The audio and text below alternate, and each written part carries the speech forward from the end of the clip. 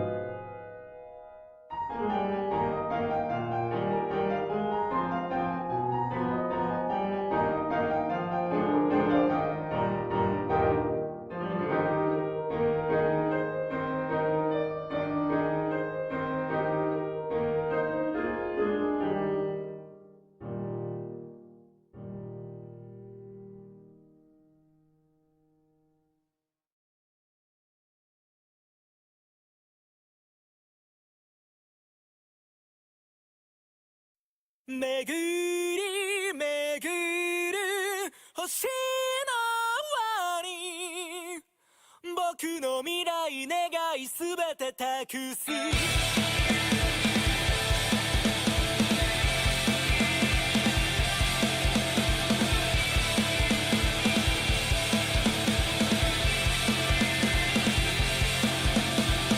夢の途切れ間に揺らいだ朝焼け冷えたわけじゃない輝き見据えて熱を持つ体抱えて走れば昨日までのよどんだ目にさよなら立ち向かう勇気などなくても迎え撃つ覚悟を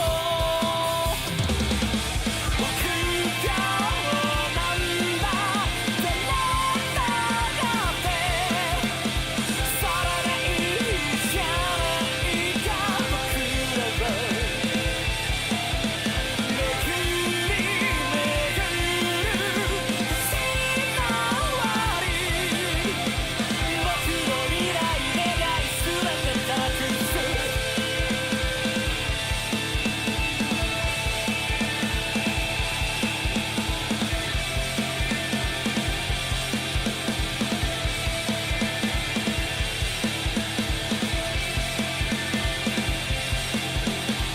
べて託す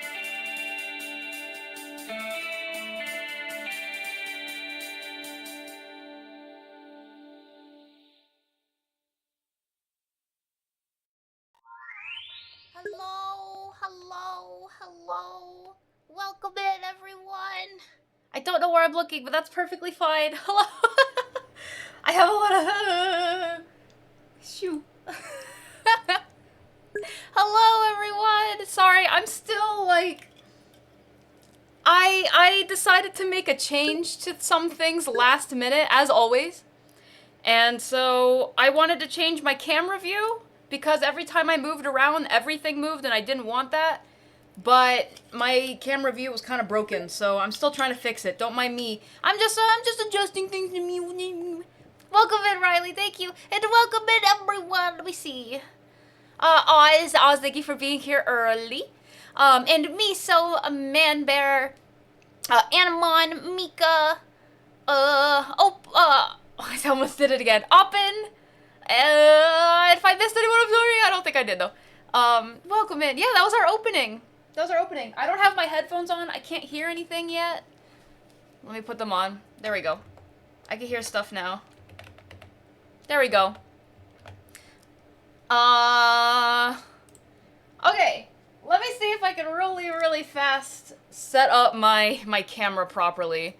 So as you can see, my camera was a little broken. And I'm a little sad about that, because I was like, I had it all set up, but it was on the other camera view, and now it's no longer set up. Welcome in. You know what? I think...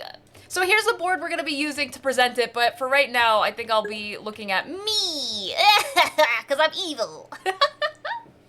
Welcome in, welcome in. How are you guys doing it? Today's the day. Today's the day and we have ads. Today, oh, the ads are like over in 5 seconds, so it's not, they're fine. Today is the day where we'll talk about a bunch of lore stuff. You guys have been asking about it, so I am here to give you what you have been wanting. So today, the plan is we will go over the lore. We will go over the lore for the Academy, for various, oh gosh, sorry, I forgot I had, wait, where am I? I forgot I had a different camera view. I got confused. We will go over the lore. That will essentially be about the Academy, the buildings, how it works, the school, the things around the Academy. A lot of fun Academy-related things. Sorry, again, camera stuff. I am beans when it comes to camera work. There. There. We will go over all these things, and then we will start talking a little bit about each character, each OC we have. We have a lot of OCs. We have, Academy OCs in regards to, like, just Academy OCs. I don't know how to explain that. Then we have shared OCs, which are OCs, that talk about, that are both, like, in the Academy, but made by someone else, or a part of the Academy from someone else. I'll explain it a little bit more as we go. I know a lot of you already know this, but for those that don't know this, I'm trying my best to explain. It's probably really confusing. Basically, if you're really active here in the community, you get your own OC, and they get put into the lore of the Academy. There you go. There's... I was able to explain it. Hi, Gray. Welcome in. Hello. I'm gonna drink. Oh, gosh. Today's gonna be a big one for talking, so expect me to talk a lot. I talk a lot, bro. All right. One thing I did notice, though, is that my microphone gets really loud. I'm actually going to turn my microphone down. If I get too quiet, let me know. But I turned it down because sometimes I start peaking. I did not realize that I start peaking. I didn't know, because I don't really... I should, I know, but I don't really watch my VODs very often. So I don't... Like, whenever you hear that really crispy sound, like it sounds like the microphone is peaking... I'm trying to avoid that, so I turned my microphone down a little. Just let me know if I get too quiet now. I could also turn on the music if it need be. But yeah, we're in a classroom. Today we're gonna be learning. We're learning. And there's a Pokemon. Bam. Oh no! Oh, it just disappeared as soon as I clicked it, but I think I didn't catch it though. I did not know this, so yeah, yeah. So we have regular OCs. If I talk about it out of character. We have regular OCs that were made by me. And then we have OCs that were made by other community members together with me. And so there are a lot of... Then we have special OCs, which are used for events. Currently, we only have one, which is energy. And we have video game-related OCs, which mostly comes from the gaming channel, where whenever we play video games that are very impactful for me and the community, such as Nier Automata, we create an OC around that... that game. Like, basically, it's like a Sonic OC. But we don't have a lot of those currently, and they are not in this presentation. Neither is energy, so I'm just letting you guys know. We have a lot of OCs, but not every single OC is covered in this presentation. But a lot of things are covered. A lot of things are covered. If I were to tell you about the lore of the Academy, I would say maybe 30%. 20 to 30% of stuff is covered. This is a very general overview of everything, because otherwise I don't want to be here literally for 10 hours or so. So it's a very general overview of everything, but the cool part is, hi Freud! The cool part is, if you guys have any questions, please feel free to ask. You can either ask questions as we go over it, so I'll wait at the end of each board. I will wait if anyone has any questions.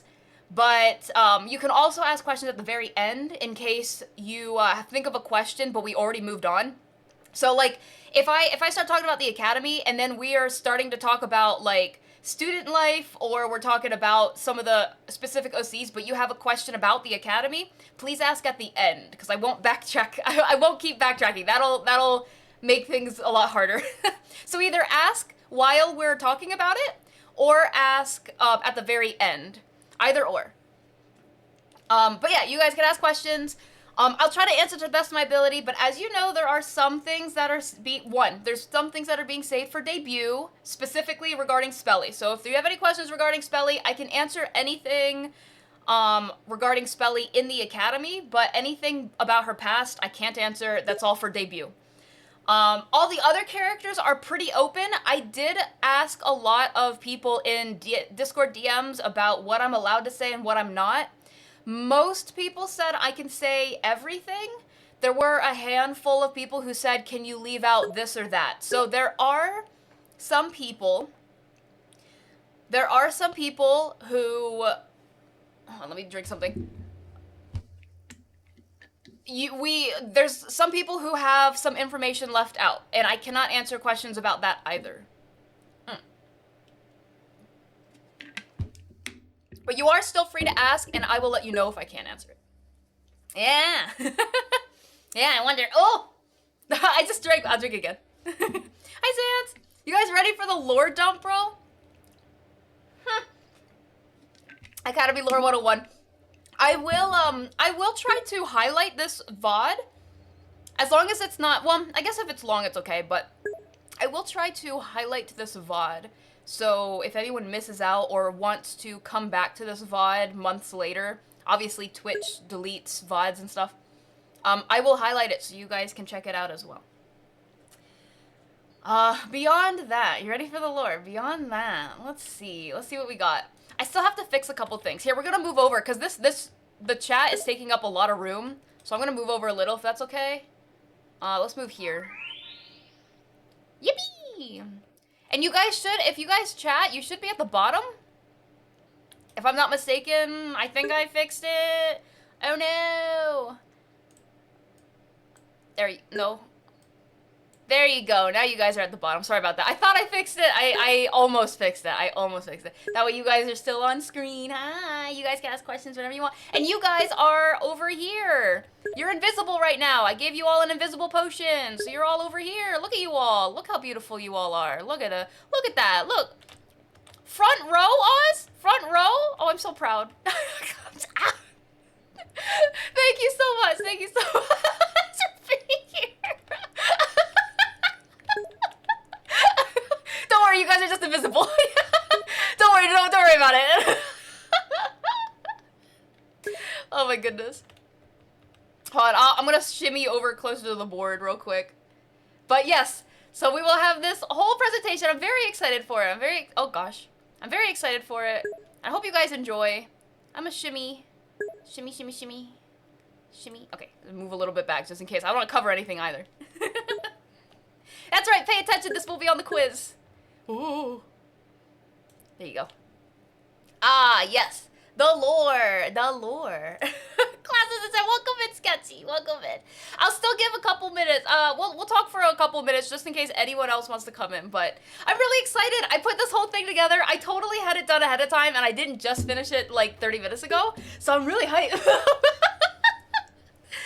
Nah, but again, everything related to the Academy lore, this is only maybe 20 to 30% of everything in the Academy lore. There is a lot to cover, and I could not cover it all today. So, if you have any questions, I can try explaining some things that aren't in the presentation for sure, but, I don't know, I'm so excited to finally talk about the lore. And yes, for those that are wondering, or those that don't know, at the very end of the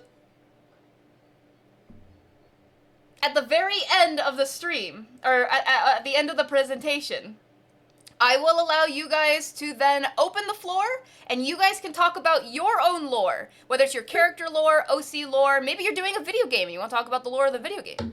That's fine. But keep in mind, I have to limit it to 15 minutes per person. I hate to do it because I know everyone's lore is extensive, and I realize everyone, there's a lot to say. But to make it fair, I don't know how many people are going to sign up to want to talk about lore. So to keep it fair, I had to leave it to 15 minutes each person. So I hope that's okay. Just keep it to 15. That will be in roughly 2 hours, roughly. I feel like this presentation is going to take roughly 2 hours for me to present. So if anyone does have anything else they have to do, but they still want to talk about their lore and come back, just keep in mind, roughly 2 hours. Roughly. Otherwise, yeah.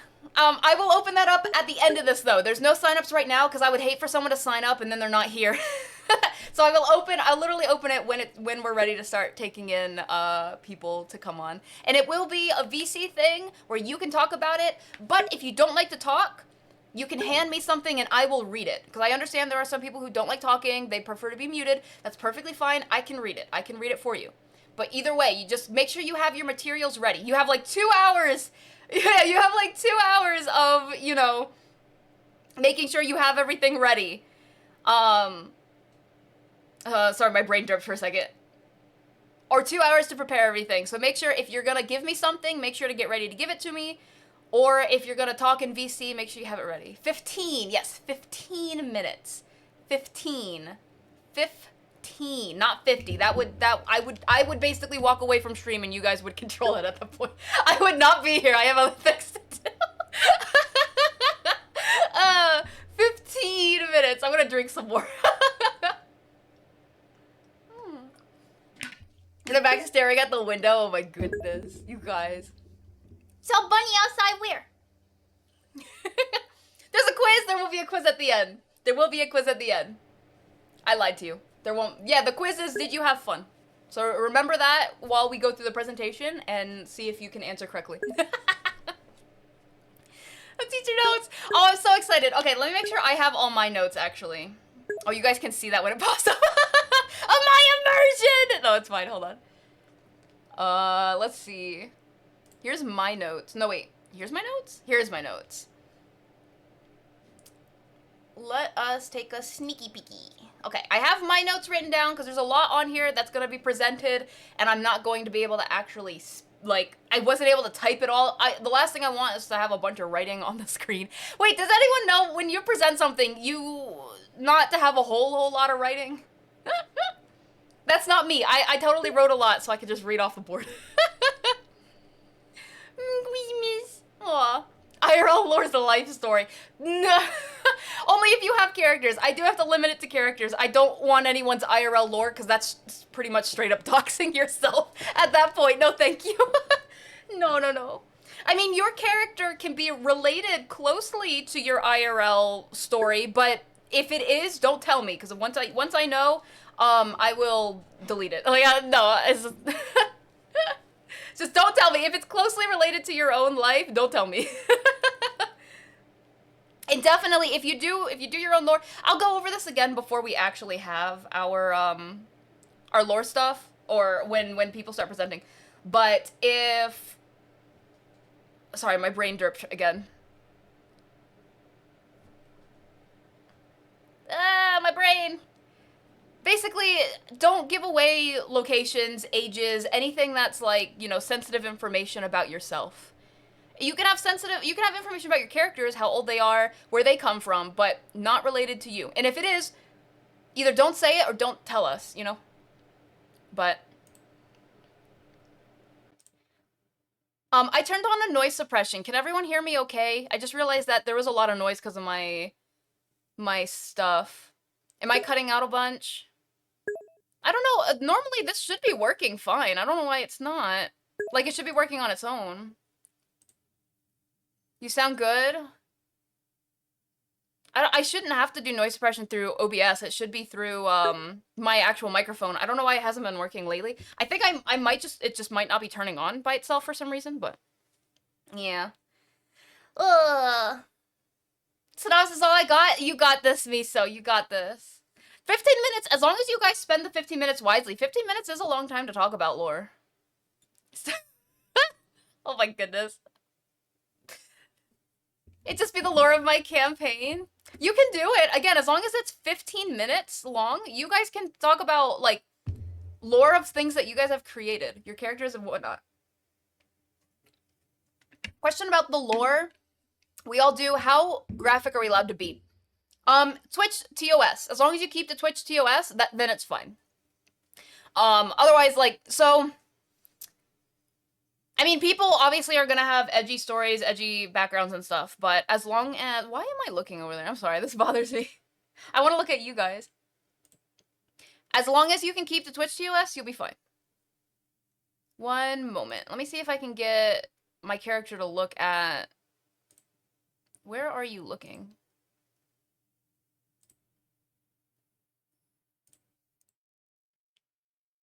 Where am I looking? Wait, am I looking at you guys? Kind of. I'm like looking above you guys. Why? Help me!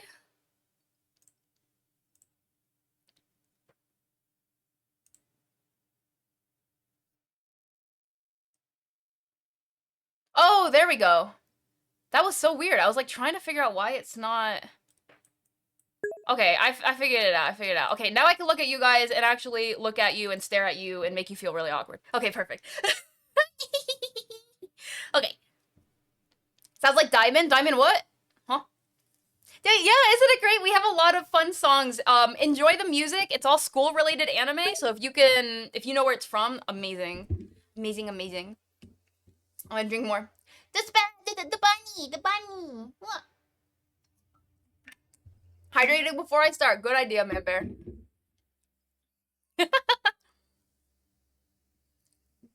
Yeah, PG would be nice. PG would be nice, Gray. Alright, so, Academy lore. Academy lore presented by me. Spelly, look, it's me.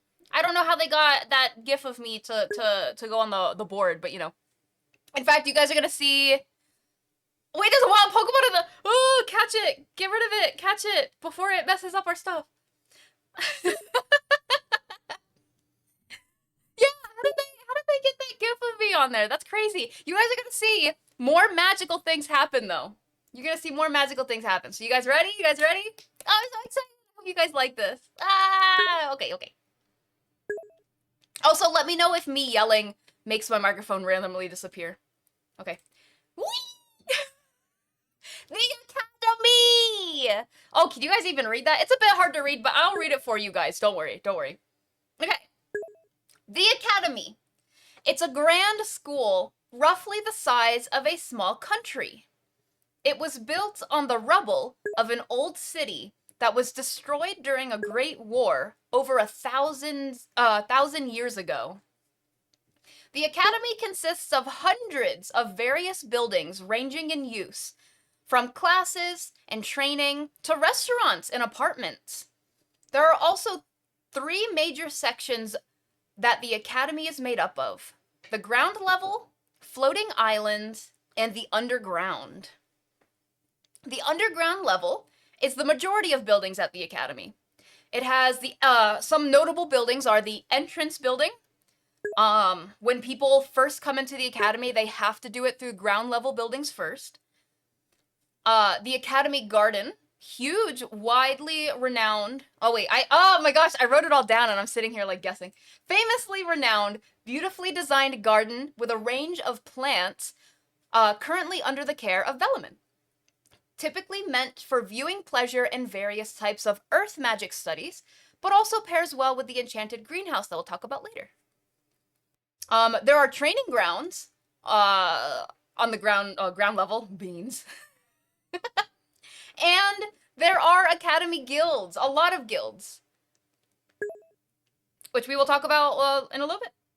The floating islands typically consist of things you would think of that are related to air, aviation, and space. So, for example, most of the cosmic study courses and classes and everything happen over in the floating islands. We also have... Oh, wait, I could talk more about that. No, wait, no.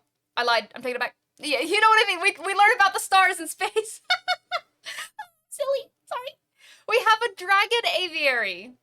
That's a place where we keep and study magical creatures that can fly. I know it sounds like there's dragons, and there are dragons, but it's not just dragons. It is a bunch of different creatures that fly. It's just an old name that was used for that particular building.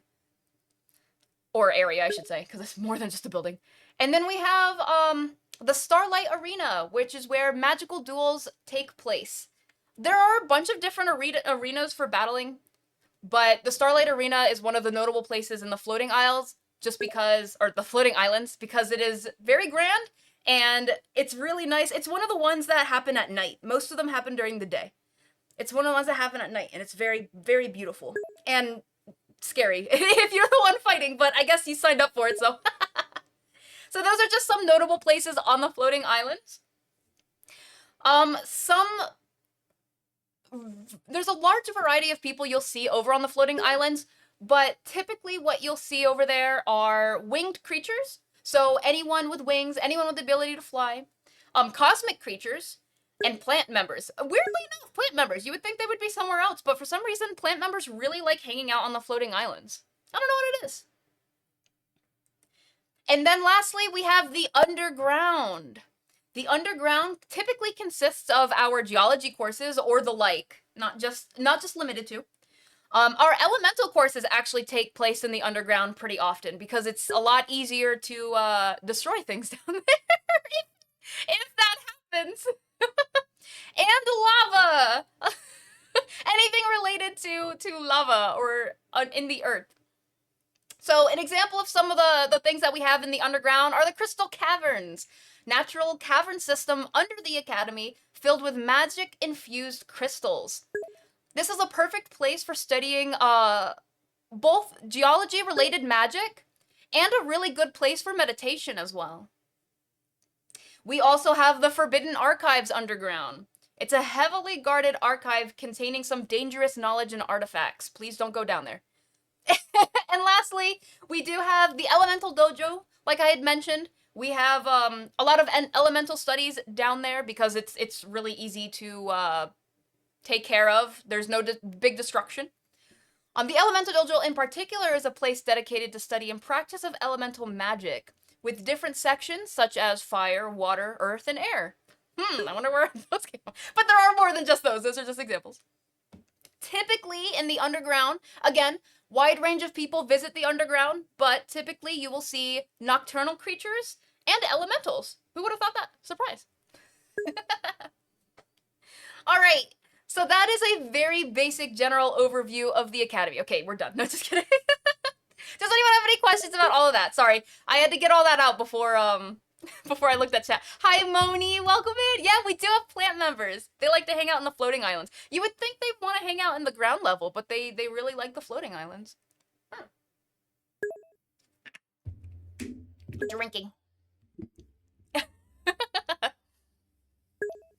Are there any pisties? I don't know what a pisty is, Manbear. I feel like it's a welcome new student ceremony. Honestly, this would be perfect for any new students that want to check it out. It's a good idea, Mika. Take notes. Oh no. The plants. Maybe they live in the floating islands to grow their roots long enough to hit the ground? Maybe. Maybe we just love the sun and want to get closer. Honestly, I feel like that's a really good... Plus, you're in the clouds as well. So you're like getting moisture all the time and sunlight at the same time. It's like a perfect place for plants and plant creatures. I live in the underground. Hi, Bone Arrow, welcome in. Yeah, there's a lot of cool things in the underground. I think on the next slide, I'll talk more in depth about each level. A little bit more, not a whole lot more, but it's definitely a nice little... It's not even little, it's vast, but it's like a nice section underground. You don't get the sun.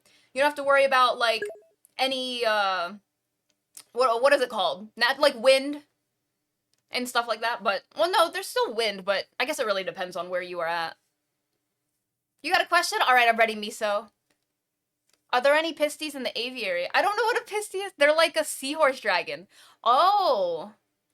I don't see why there wouldn't be, Manbear. I would not see why there wouldn't be. There are all sorts of things over in the dragon aviary. Again, what it is it's a place for keeping care of and studying all sorts of magical creatures that fly.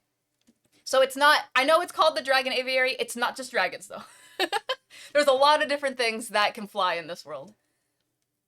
It's just the name. Wait, there was Pika? Oh no, Pika.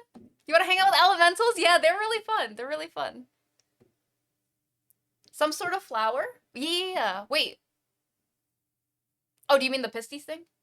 So where would tech, if there are any tech, be? The ground level. Mostly the ground level is where any of the technology would be. And yes, for the record, I don't really touch up on it too much in this presentation. Like I mentioned, this is only maybe 20-30% of the general lore of the Academy, but there is so much more.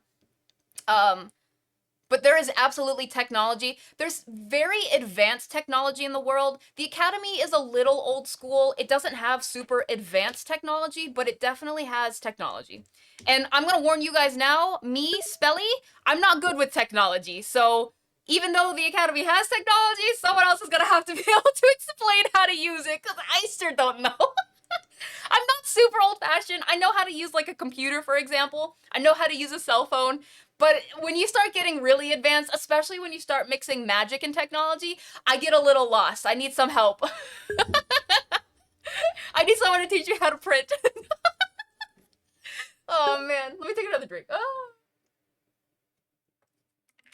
If the Academy is a country, does that mean making its president? The Academy is roughly the size of a small country. It's not actually a country, though. It's not a country. I can tell you a little bit more about that, though. It was built, the reason why the Academy is so large is because it was built on the rubble of an old city. It was an old city that was said to have, like, it was an old city that was said to be one of the greatest cities in the world, thousands of years ago. One of the greatest cities in the world, but at some point, I don't know entirely, you'd have to learn more about it in history class, and you guys already know how I am with history. But it said that a lot of nations had essentially teamed up to attack this city, whether it was out of envy and jealousy, or whether that city did hold some sort of dark secret and they wanted to obliterate it. They essentially teamed up and they wound up annihilating that city. And so that city was completely destroyed over 1,000 years ago. And it was said, I will have to be a little transparent. The Academy was built on top of the rubble of it because it was said that there's kind of a curse on the lands, you know, but they sold it at a really cheap price for how much land was included, and I couldn't really pass that up. So, yeah. Yeah. It was a good deal. It was a good deal. But as far as I'm aware, we are perfectly fine. We haven't had any weird voodoo stuff go on or anything in terms of like no, you know, there has not been any curses, no bad did I say voodoo? I meant to say mojo. Oh well. Nothing of the sort. But anyway, but yes, that is essentially why the Academy is so large. I mean, either way, I would have loved the Academy to be large from the get-go, which I'm glad. I'm very glad that I was able to pick up this plot of land to build the Academy. The Academy wasn't as big back in the day, though. The land was vast that was owned under me, essentially. But it started off small. I mean, you can only start one building at a time, right? And for those that don't know, welcome in Z, by the way. For those that don't know, the Academy was built, here, actually, I can do my math, you ready? Roughly. The Academy opened its doors almost 7 years ago, almost 7 years. So it is pretty new. It's a relatively new place. Relatively new. And it took me 10 years of questing and working with guilds, working with party members, building up the money, building up relationships, meeting new people to help with the Academy. It took me 10 years to actually completely make the Academy before we were able to finally open. Now, granted, we already had a lot of things under our belt before the Academy opened because I had been working so long to build it up, but once it was finally ready to open, we opened our doors, and ever since we opened our doors roughly 7 years ago, we've only been expanding. We've only been getting bigger, and more people have been coming in. And just you wait, we'll talk even more about some of the amazing people at the Academy as well. I did take it up, Omer. Aw. But yes, Billy's not good with technology. I'm sorry, guys. So it's gonna be hard. You know, Gray, we have someone who might be in the process of being hired for our tech department right now. I don't think they're here right this second, but I have been in the talks about hiring a tech person. I'm very excited for it. Yeah, yeah. So we will see. We have 2 people right now. We have 2 people who are currently in the process of being hired. One is with the tech department, and the other one I think is with Fortunes. Don't quote me on that. Don't quote me on that. I think they're with Fortunes, like seeing into the future and everything. So we will see. I have to do some interviews with them and everything, but we might be getting some new staff, which will most likely be becoming Grand Council members. Aw. To start being more social. You should though, Gray. I think you're getting really close. I don't remember what grade you are, but you have been talking a bunch in the Discord. For those that don't know, the more active you are in the Discord, you can get your own Academy OC as well, which is some of the OCs will go over towards the like later half. Those are gonna be shared Academy OCs, which means someone came into the community, they were active enough, and then they got their own OC. Heck yeah. But don't worry, don't worry. Because I saw you said you're out of a job. Even if someone is a part of the IT department, like if they're the lead or whatever, you can always have a job that is similar to someone's. It can't be exact. It can't be exact. But you could always have a job that is similar to someone, which means essentially they could work IT for software, for example, and then you could work IT for hardware. Just an example, but off the top of my head, those are similar jobs, but they're different enough. They're different enough. Is technology seen as a form of magic? No, technology is a very separate thing from magic. Technology and magic are not mutually exclusive though, which means, oh wait, sorry. I just realized I was like, no wonder, I was so far away. Sorry, I just realized I can lean now. I just realized why I was so far, my bad. Okay, anyway. Technology and magic are 2 very separate things, but they're not mutually exclusive. That essentially means that technology can be used with magic and vice versa. Magic can be used with technology. Some forms of technology actually need magic in order to work.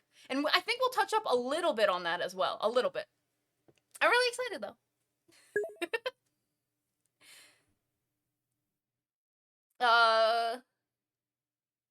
Do you know how to adjust it? No, wait, what, Z? No curses, no curses, that's right.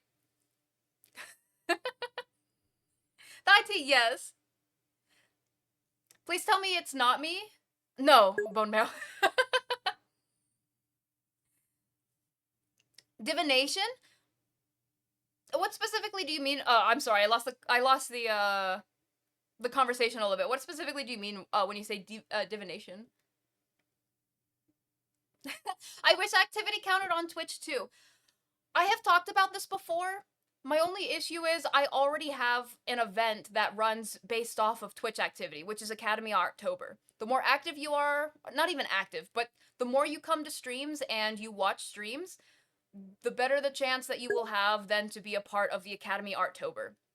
But the actual OCs themselves is very based on just community building and essentially and over in the Discord, essentially. Just those that talk to everyone and like get to know everyone and stuff. Is the idea anyway. Is there a janitor? There is not. I've heard someone joke about being a janitor though. We could use one. I would very much like the academy to be clean, if that would be okay. How much is it paid to work in the academy? Free 99. I DM you a question? You can, but I won't be able to check it until after stream. If that's okay. The lead, yeah! Moni, look! Okay. So what's the difference between technology and magic? Well, one is based on magic and one is built on technology. Like, built to be technology and one's so magic, the way it works in the world is it's taken from a form of energy that's straight up in the air. Like the world itself has magic, right? Something to keep in mind, by the way, hi Maestro. Something to keep in mind, by the way, is that not everyone in this world has the ability to use magic. The majority of people can use magic.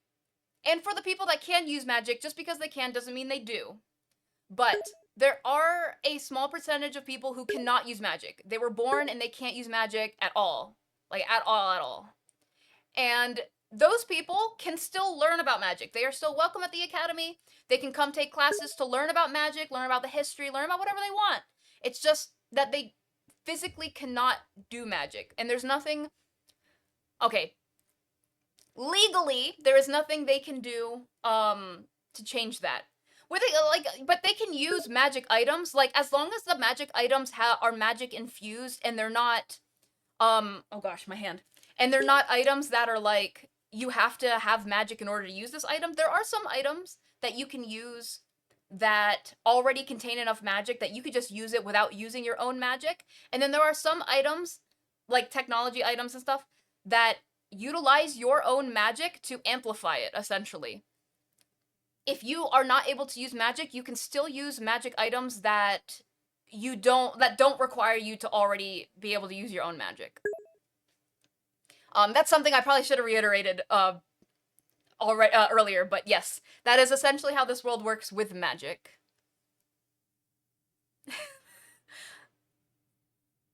Sorry, oh man. So wait, oh wait. If a piece of technology and a piece of magic just plugs into each other to work, is it really a piece of technology and a piece of magic so magic doesn't really plug into anything? I'm glad it makes sense. You mentioned that it makes sense later on, so. Artober, yes, the Artober. Aw, thank you, Okamino, and welcome in. Is there a mass transportation logistics network built into the Academy Foundation? Mass transportation? There's teleportation. Straight up teleportations and portals, if that's what you're talking about. If you're talking about something techie related, I have no idea because I'm not a techie person. Yeah. No, they're not muggles though. They absolutely know magic exists. There's more sinister things as well. Here's something that I didn't touch up in the presentation, but I'll let you guys know a little something. There are people that hate magic users. I'll just say it right off the riff. There are people that hate them and like they discriminate against them, and then there are people that hate them and they actively hunt magic users. So I mentioned it a little bit in another part of the presentation, but just be wary whenever you travel outside of the academy because there are people that could hunt you. We can only offer safety in the academy. In fact, again, I'll talk about it more in another slide, but just to let you guys know.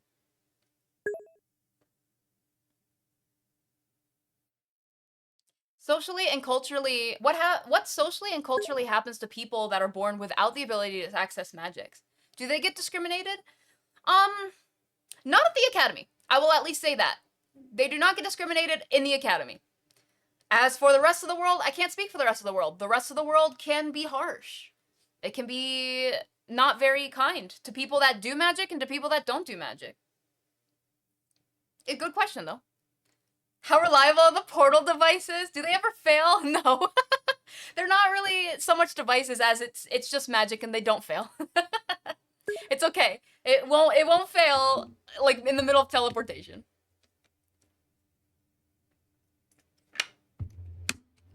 I've seen a cop in the lore video scenes. Yeah. Yes, Visago. I'm glad you remember too. There are some people that really are against magic, or they just, they don't, I don't know, they basically just discriminate against magic. Maybe it's because they don't have magic themselves, or maybe they just don't like it for some reason. They just want a different type of lifestyle that involves no magic. There are some full towns of people, I'll even talk about that a little bit more too. Full towns of people who do not like magic. They don't welcome magic users at all. It is what it is. The police, yeah. Yeah, oh, I'm glad you have so many questions. Good. We're going to move on to the next slide. But again, if you have any questions, feel free to ask while we are going over things, but I won't backtrack. So for example, I'm about to move on. If you have any questions regarding this slide specifically, please ask at the end of the stream. But I will move on to the next one. So here we go. Inside the academy. Inside the academy. So this is within the walls of the academy specifically. There are nearly limitless buildings and areas in the Academy. This is also due to the teleportations. It's a good thing we brought it up already. Ranging from studies to leisure, the Academy houses hundreds. Oh gosh, I said hundreds. The Academy houses thousands of students and staff. My bad, typo. It's the technology, I swear. You would never need to leave the Academy if you didn't want to, as it has all of the necessities grown, built, and crafted right on its grounds. Here are a few of the things you can look forward to. So here are some of the really notable things. We have a grand library, which is currently in the care of Lord Crossfield. Our grand library contains magical text and scrolls from across all sorts of ages, like time periods. The the library is staffed with a bunch of I forget how Agent wrote it. They're like little. Think of like something that is super hooded, and when you look inside the hood, it's just black with eyeballs. It's like those kind of creatures, and they're really small. I don't know. Yeah, they're just little guys. They're just little guys. We also have a massive observatory. It's a building with for those that don't know, a building with a large telescope, especially used for the study of cosmic magic and celestial bodies. We have the Enchanted Greenhouse, not to be confused with the Academy Garden. The Enchanted Greenhouse houses a vast collection of magical plants and herbs, typically used for potion making and magical studies. Its name actually takes after the Enchanted Forest, which was voted on by the students that care for the greenhouse itself. The Enchanted Greenhouse is also currently under the care of Mine, which we'll talk about later. Meanwhile, the Academy Garden, which is a bit different, the greenhouse is indoors mostly, and the garden is outdoors. The Academy Garden is actually famously renowned. Beautifully designed garden with a wide... I feel like I already mentioned this earlier. Didn't I say this? With a wide range of plants currently under the care of Velleman. I feel like I already said this. I did say this. I'm not saying it again. You guys already know the Academy Garden is. It's typically for viewing pleasure in various types of earth magic studies, but it does pair well. It does go hand in hand with the greenhouse. It's just that they are two separate things, just to keep in mind. And we have various guilds and clubs across the Academy. For example, we have the Academy Hub. The Academy Hub is a place where you can visit a lot of these clubs. A lot of them, not all of them, are part of the Academy Hub, like in the actual building itself. But you can visit a lot of them in the Academy Hub. We have the Magical Beasts Club, which is essentially a club for students interested in studying and caring for magical creatures.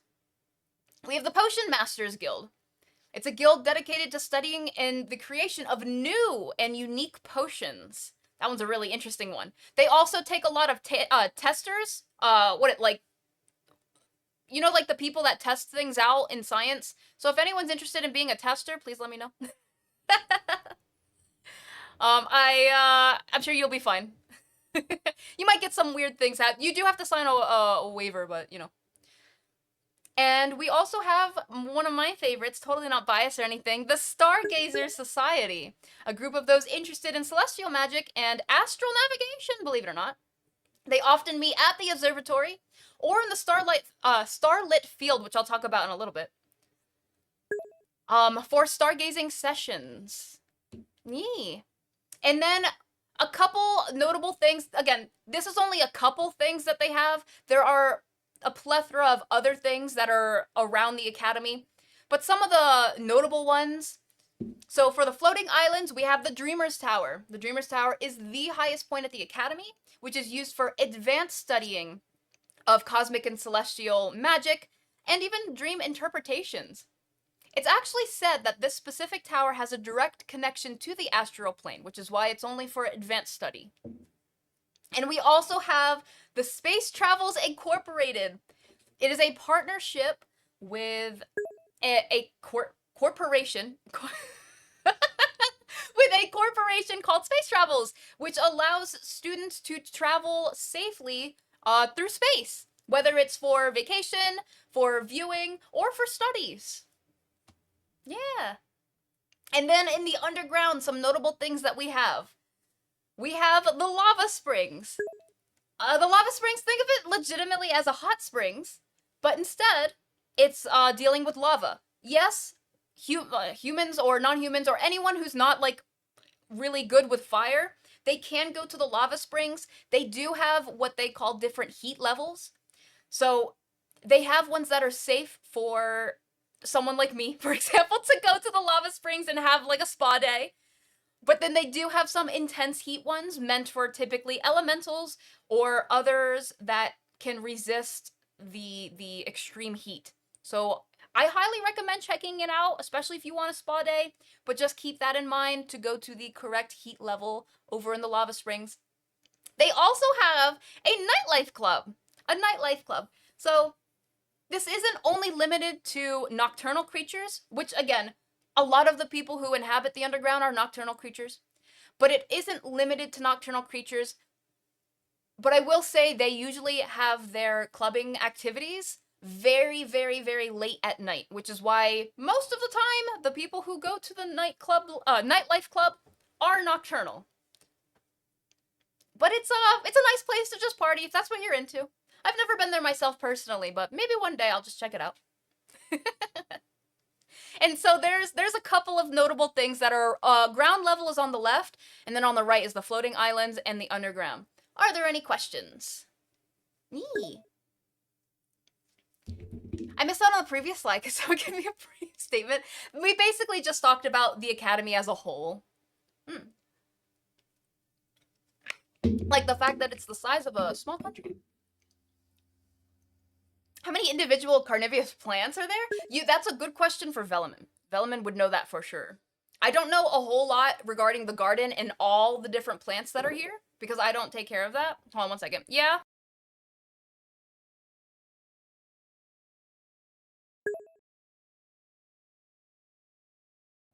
Alright. But Velamin keeps track and care of all of the plants over there. So that's a very good question for Velamin. Also, I got an avocado. Magic avocado that you guys can't see. Delicious. Delicious. Oh, if you mean the enchanted greenhouse, then that's a question for Mine. Oh. Like a test subject. Yes, that was the word, Oppen. Test subject. Yeah, you definitely could spend a long time in those places. And you should... Oh, there's a Pokemon in front of my thing. Everyone catch the Pokemon. Get rid of it. Get out of here. You're supposed to... Get out of here. You're not supposed to be here. Oh, man. just get drunk day in and day out. But you get things out of it. You do get things out of it. I mean, it's not... What do you mean? What do you mean? Yeah, for partying. Yeah. Can anyone start new clubs? Absolutely. New clubs can be started at any point. You're going to find out a little bit later, not too far out from here, just how many students are at the academy. And there are new clubs coming in all the time. New clubs, people joining clubs. When clubs run out of members because everyone from that club graduates, the club does get dismembered? No. Demolished? No. What's the word? The club basically closes until someone else wants to open a club similar to it, essentially. So we have clubs that are constantly going in and out. Hi, Vexus, welcome in. I think I said that wrong. Sorry. Sorry, I'm also eating a little bit of avocado. Oh. Avocado. What's a dog doing for real, bro? How did the space travel company partnership come to be? It was, so if you guys already know, Spelly is super, super into, oh my goodness, cosmic magic. She's very much a, sorry, I'm having a brain fart right now. She does a lot of space and mostly stars. Hi, Suji! Mostly the stars. So she's a, what's the word I'm looking for? It's not cosmic, it was another word, and my brain is, like, derping right now. I am so sorry. And so, of course, one of the first things Spelly wanted to do was travel through space. And so it was pretty easy. It was just as simple as reaching out to them after we were established as an academy. And essentially, they are willing to send out students on rides, promised safety. They are able to send students out on rides out into space. In return, we give them free stuff. Free stuff that we have at the Academy. If they ever need to, like, borrow a book that we have, if they ever need us to help them with something, we help them for free. I mean, it's like a trade. It's not really free, but, you know. Celestial, thank you. I was really having a hard time there. Thank you so much. Yes, but Spelly is a celestial witch. So space was one of the things she really, really set out for from the beginning. Hehe, no bias. No, all the bias, just kidding. You would so love to be the person that takes care of all the plants at the Academy. Well, currently it's split between both Mine and Velamin, but that's not to say that we can't take on more gardeners per se, or people that takes care of plants. Is the volume of the physical space inside the Academy actually infinite due to the magics built in the Academy architecture? Technically, no. The Academy does have a limit in space, but it's due to the portals. It's due to the teleportation that we... Sorry, I was moving. It's due to the fact that we can teleport anywhere in the world that makes it kind of vast. Meaning, some studies that are done outside of the Academy walls, but there's a door that connects to wherever they go to study. For example, that's something that Lord Crossfield does a lot. But who knows where he goes? And we'll talk more about that as we get to Lord Crossfield's thing. I didn't mean disbanded! No, I couldn't think of a word. Like, when the final club member of a club finally graduates, then the club gets shut down up until someone wants to start it up again. But there are tons of clubs, and you can always start a new club if that's what you wanted to do. Yeah, we do with lore. All the lore. No bias unless. The Academy is more like a hub that connects to infinitely many different places in the world than a single building with everything contained. The Academy is... How do I put this? The Academy's not just a building. The Academy contains hundreds of buildings. It's more like... Think of like, how do I put this without making it too complicated? Do you guys know what an estate is? An estate where, like, someone lives in an estate, but the estate actually, like, the owner of it has a bunch of land, and there's a bunch of different things on the estate, depending on the estate, of course, but it, like, has tons of, like, buildings, usually a lot of shrubbery and green stuff, and there's a lot of land, and then they have the main building, but then they have a lot of other buildings. That's kind of like the Academy, but the Academy doesn't necessarily have a main building. It has an entrance building that people have to pass through in order to enter the Academy. And there's a huge force field that covers the Academy. That's the promise of safety that we have. And I've talked about that before as well, on another stream, that we have this huge Academy that is a mixed magic of a bunch of different people, so that it's very powerful. Sorry. Avocado. Is garbage and waste disposal at the Academy primarily done via portals? Actually, garbage waste and disposal is done very ethically? Is that the word, ethically? Environmentally friendly. And in the most environmental friendly way that is possible.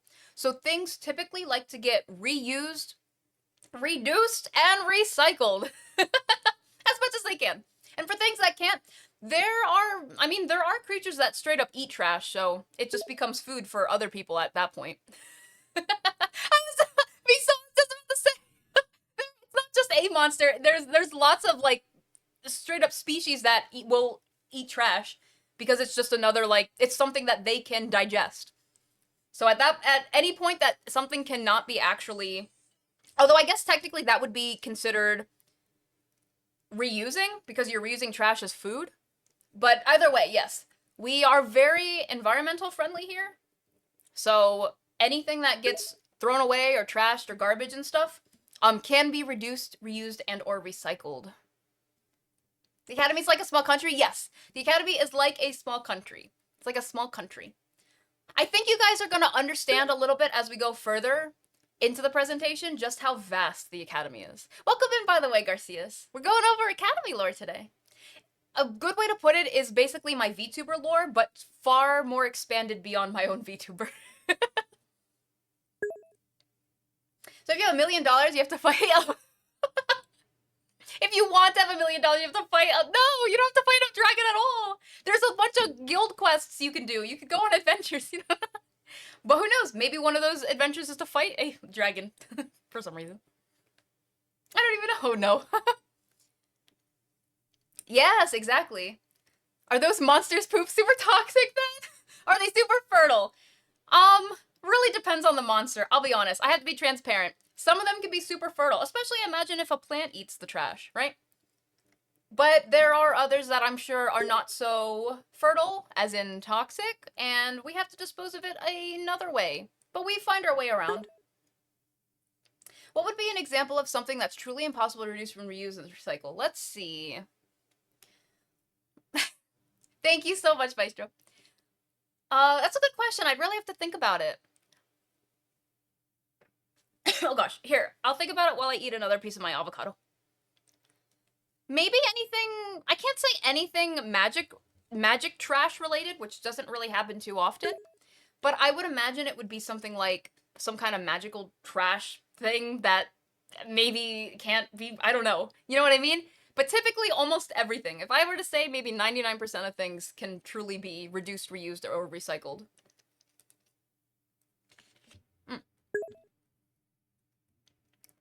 Is the Academy also expanded vertically as well as horizontally?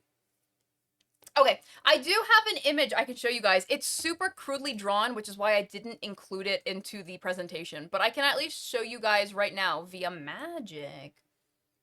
So if you... where did I put it, though?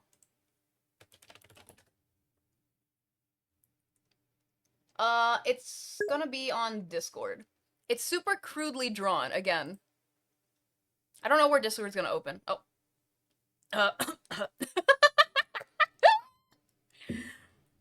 Styrofoam. Styrofoam can be reused to reduce to recycle. Okay, let's see.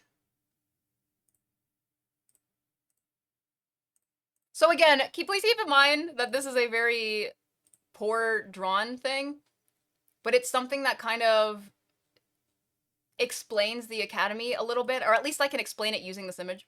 So, whoa, magic. Whoa, what's happening? So if you look at this image, this is kind of an example of only the ground level. This is just the ground level. So you see there's a bunch of random stuff outside. All the green is outside the Academy.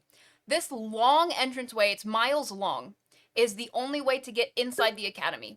And you can see there's like, this is where the force field is. I'm so sorry, it's so poorly drawn. And you can see a bunch of different buildings all around the Academy. You can see, like, for size, this is the, like, entrance building that you have to go to when you first come here, and this thing is huge. I'm talking, like, the size of a mansion, if not even bigger. It's like the size of, like, those big academy schools, like Harvard, or, wait, what's Harvard? You know what I mean? It's huge. And that kind of just goes to show, like, the Academy itself is very, very large. On top of this is just ground level. There are floating islands that have stuff and underground places that we mentioned earlier in the stream.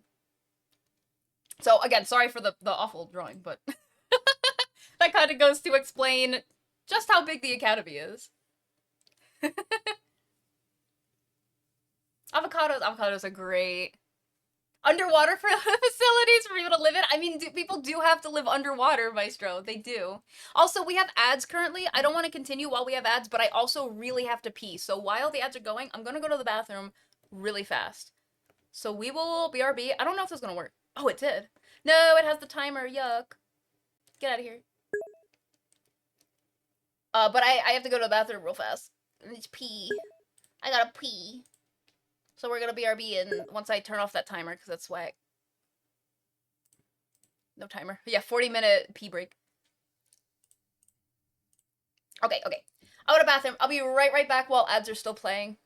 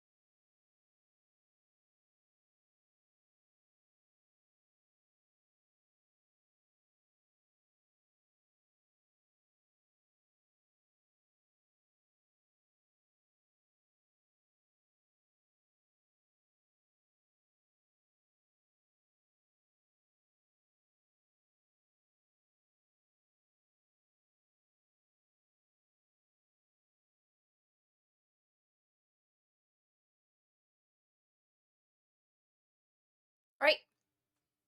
We are back. Yippee!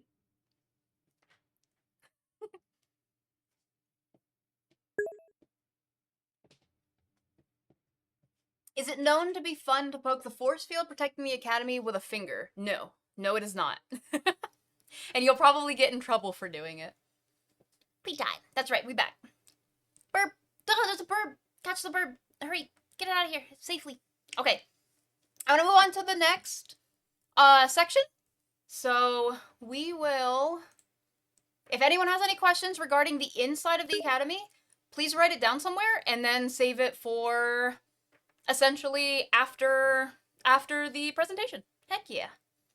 Okay. Outside of the academy. Outside the academy. Well, while the academy contains plenty of places to see and things to do, it only makes sense that some members would like to explore outside. The world is unlimited. But once you step outside the academy, we can no longer promise protection. There are many dangers, natural and man-made, that reside around the world. Below are a few notable places recommended to visit sometime, except for the section that says do not travel. So, literally just outside of the academy, there's no like town or city that's super close to the academy, but just outside, we have the Enchanted Forest we mentioned a little bit earlier. The Enchanted Forest is a vast magical forest that surrounds the academy, for the most part. It's home to various magical creatures and plants. Students are allowed to explore the forest under supervision, for there are many mysteries and dangers that lurk within this labyrinth. So you're able to go out there, but highly, highly recommended under supervision because it's a very big, it's actually the world's biggest forest, but it is a very big forest. Next up, we have the Mystic Lake. It is a large lake located near the academy. The waters are actually said to have healing properties. It's a common spot for people and students that want to practice water-based magic. Water-based magic. Water-based magic. And I had mentioned it earlier, but here it is again. We have the Starlit Field.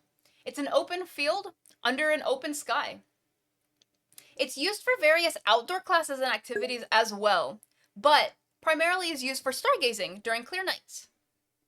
And then we also have Cloud 9. Now this one only comes every now and then. This is not like a typical thing outside the academy, but it is something that you may see around the academy every now and then. As the name implies, it is the 9th cloud formed throughout the day, around the world. Its location changes every single day across the entire world, but it is said that if you ever are able to make it to Cloud 9, it is like a paradise. I've personally never been there, but hey, if anyone ever goes there, let me know. See if you could take pictures or something. I'd love to see. Now, some things that are much further away from the academy. Some notable places that are really cool to visit. We have... Oh no, this is in Latin. I don't know why they named it that way. It's not Machina. Is it Mechana? Machina? I can't pronounce it because it's in Latin. I don't know. They're really old school over there. Once a thriving city filled with brilliant inventors and their marvelous creations, all of the inventors there mysteriously disappeared one day. Now their inventions, a legion of autonomous robots, run the city. The city itself is a testament to human integrity, with complex gears and machinery integrated into the architecture. I will say that that place is actually, contrary to what might be popular belief, it's actually a very nice place to visit. They are very welcoming to, I should say, bio creatures. And they very much take a very, how do I put this? They're very ready to serve, is a weird way to say it, but that is a way to say it. They are very, willing to, you know, If you ask them to do something, they will do it. But that's not to say you're like, you shouldn't ask them to do stuff. I don't know how else to word that. But all in all, they are very friendly. They are very friendly over there. So I highly recommend checking it out at some point, and you can like vacation over there essentially. Next we have Beasthold. Beasthold is a unique town inhabited entirely by beastkin. Humans are a rare sight in this town. The beastkin have built a close-knit community that values strength and unity. They have a unique culture that revolves around hunting in nature. I know that they, again, this is another one. Definitely try and visit, especially, okay, how do I put this? Especially if you are part beast or full beast, I would highly recommend checking it out and visiting. That's not to say you can't visit if you're not human. They aren't discriminative against humans, but they are curious. So if you are human or the like of human, and you go to Beasthold, just keep in mind you might get some staring eyes. You might get some staring eyes, but for the most part, they are still kind. A big thing that they thrive on is, what's another word for community? There we go. They're very big on community. And even outside of the community. How do I word this? Where they very much value life, right? It doesn't matter where you come from, right? But they are very curious with human, because there's not a lot of human. Next we have Harmony Haven. Harmony Haven is a city where music and rhythm dictates life. It was birthed from a mix of mages and musicians. Every aspect of life in Harmony Haven is accompanied by a unique melody, making it a city in a perpetual state of symphony. This city is actually known for its grand orchestra, which performs daily at the city center. If you are a very big lover of music, I would highly recommend taking a visit to this city. And needless to say, if you don't like music, I would not recommend visiting this city. Aw. The next one we have is Ironclad, and I will also get to the, sorry, I should have mentioned, but I'll get to the questions at the end of the slide. Ironclad. This one's pretty cool too. Ironclad is a city entirely built of metal, located deep underground. The inhabitants are skilled artisans who are able to manipulate metal with ease. Ironclad is renowned for its production of high-quality weapons and armor. So especially if you're in the store, in the shop, looking around, in the market. Sorry. Especially if you're in the market for picking up any kind of utensils, oh my goodness, tools such as weapons, armor, highly recommend checking it out. They aren't the friendliest of people. They don't really talk. It's not even that they're not friendly, it's just that they don't really talk very much. So just keep that in mind when visiting Ironclad. They very much value their work and what they do. And sometimes, I want to say, sometimes they just get very lost in their craft that they don't even realize that you're talking to them. So don't be offended if they don't hear you or they don't talk back to you. Sometimes that just happens. Then we have Shimmering Sands. Shimmering Sands is a city buried within a vast desert, with buildings made from magically solidified sand. The people there are hardy, as they have adapted to their harsh desert environment, and are very well known for their intricate glasswork. I would highly recommend going there. It is actually beautiful there. Despite the fact that it is under like sand, very deep under sand, it's beautiful. Like, it's brilliantly lit up, probably from all of the glasswork. Not just do they do amazing glasswork, but they do a lot of colored glass. There we go. And it's just an amazing sight to see. If that's something that you like visually, if that's something that you'd be interested in, highly, highly recommend checking it out at some point. Next, we have the Veil of the Void. The Veil of the Void is essentially a city located completely within a different dimension, where the laws of physics are drastically different. You gotta really think outside the box with this one. Its inhabitants are have mastered the art of dimensional travel, which is how they even founded the city. And the city is a hub for magical researchers that are interested in essentially different dimensions. I think it's a really cool place to go.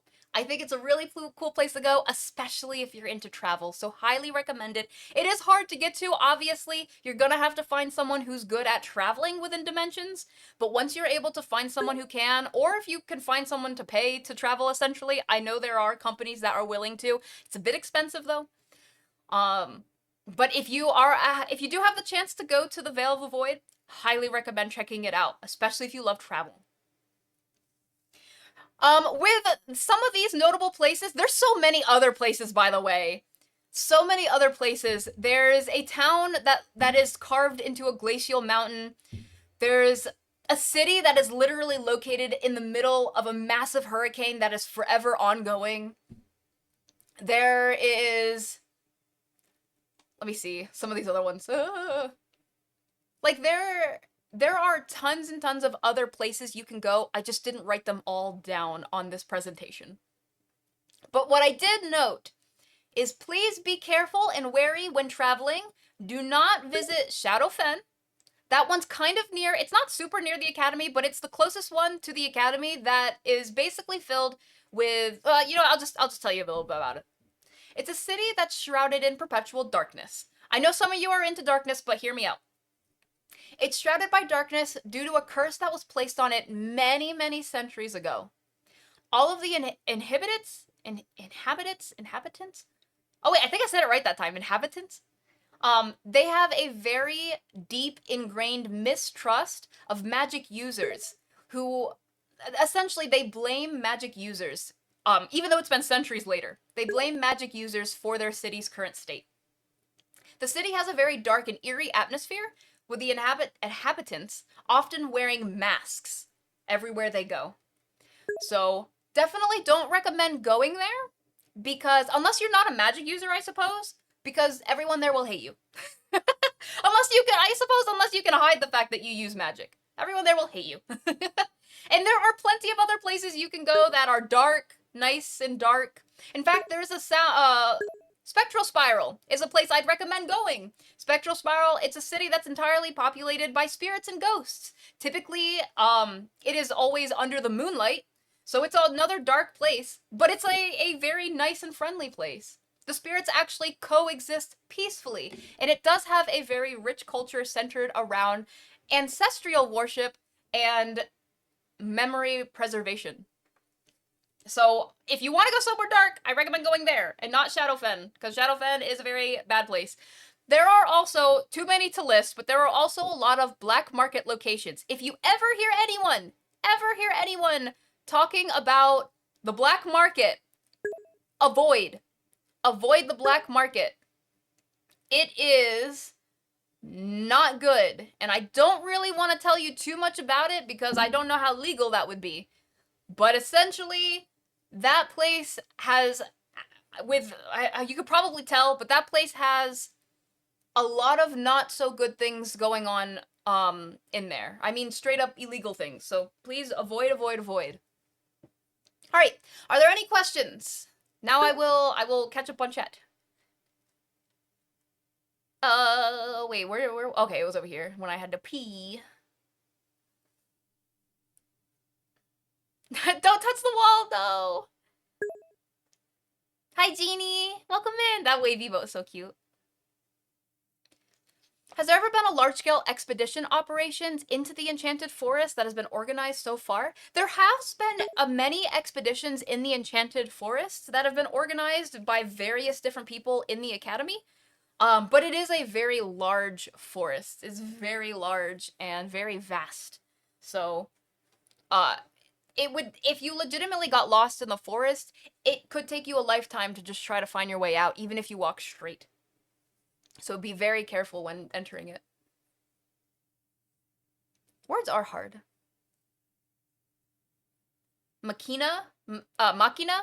Machina, how do you say the second word? I'm glad you guys like the different places outside of the academy as well. Oh no, the furries. The beastkin are actually very kind. We have some people who are half beast. Actually, I think we have a handful of people that are half beast. Oh man, it's specific types. There are very specific types. Do the inhibitants of Beasthold do lots and lots of training and commerce with the academy? We actually don't. We don't really do a whole lot of stuff together with any of the cities outside of the academy. Like, people have definitely visited a lot of places outside of the academy, but we have not, like, we don't do a lot of stuff like that, if that makes sense, because it's so far. Now, granted, we could do a lot of teleporting, but we simply do not at this moment.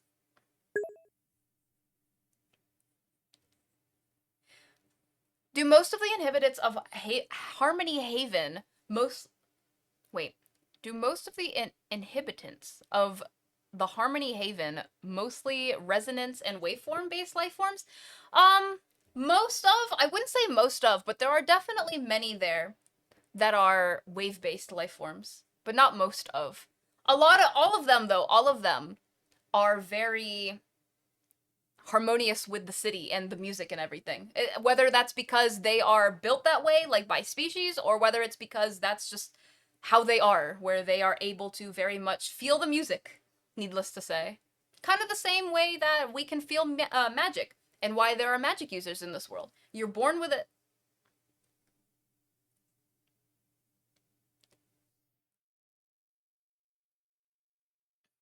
I figure we'll hear about this place later too. Oh wait, what? Wait, which one? Oh, that's not a problem, since beings who do not like music don't exist, right? Actually, you'd be surprised. There are some people in the community who don't like music. So I can't say that's true. I have a lot of trade and commerce with Ironclad.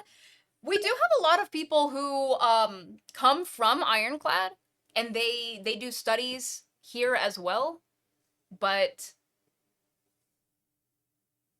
I don't know how much trading and commerce we do with other places at this moment in time. I have so much, it is so hard being the headmistress because there's so much work that goes into it. But I do have a lot of help, and we'll talk about that as well later. Heck yeah. I'm so sorry, Maestro, yeah, the polls. Is it like most of the inhabitants in Ironclad prefer to talk to each other telepathically instead of via voice? That's a good question, Z. I would not be able to actually answer that because I'm not sure. I'm not sure if they talk telepathically. They might. Honestly, from an outsider's perspective, such as myself, it just seems like they don't talk a lot to people. But you're onto something, Z. There's a chance they're actually talking to each other very well. And I obviously can't hear them because I can't talk to them telepathically. So who knows? Who knows? We'd have to find someone from Ironclad to be able to tell us. I'm glad you guys are writing. Well, for those that are writing stuff down, I'm glad you guys are. Thank you very, very much. So you're saying it's full of sparkles, like the Santa region? Yes, it is. Sparkles, lots of lights, lots of shimmering lights. Again, it's weird to say because it's completely under the sand, but it is beautiful there. Like, imagine you walk in and there's just tons of light coming in. It's almost as if the sun is shining through tons of different pieces of glass and colored glass and a lot of stuff. It's gorgeous. You have to check it out. You have to check it out. The Veil of the Void sounds interesting. Aw. Yeah, yeah. Especially for those that like travel. Yeah, there are companies that work, essentially there are companies that have people that are able to cross dimensions, and so they hire them there, and you can, travel around with them.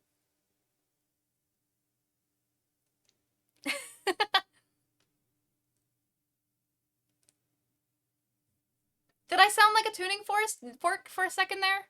Did my voice go a little... I was gonna say hoarse, but that doesn't really make sense. You have an idea about what kind of character? Aw, that's so exciting!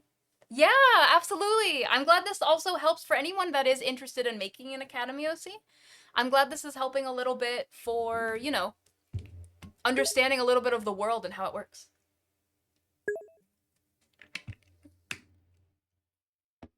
When I said, oh, maybe my mic was being a little wonky. Sorry about that. Hi, Marine Boy, welcome in.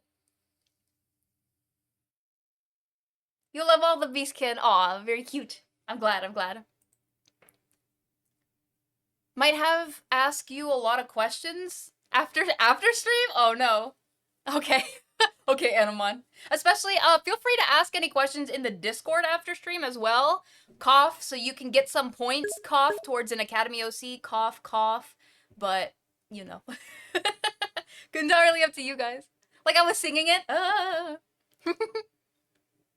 Yeah, exactly. Vasaga's got it. All right, I will move on to the next slide if we are ready. I bet you would love exploring, Z. I bet you would love exploring. Oh, okay, I'll take this real quick and then we'll move on. Quick question about the magic system. Is it something you were born with? Yes. I'd mentioned a little earlier, Isaac, but you are born with magic. There are some percentage, not a very big percentage, a small percentage of people that are born without magic, like they can't use magic at all. But people are born with magic. Magic can be trained to become stronger. Some people that have magic, they don't do magic if they don't want to, but that is essentially how magic works. Classes! There are numerous classes that are offered to Academy students. You do not need to be a magic user. Speaking of magic users, you do not need to be a magic user, so you don't need to be someone who can use magic, as long as you have an interest in the subject.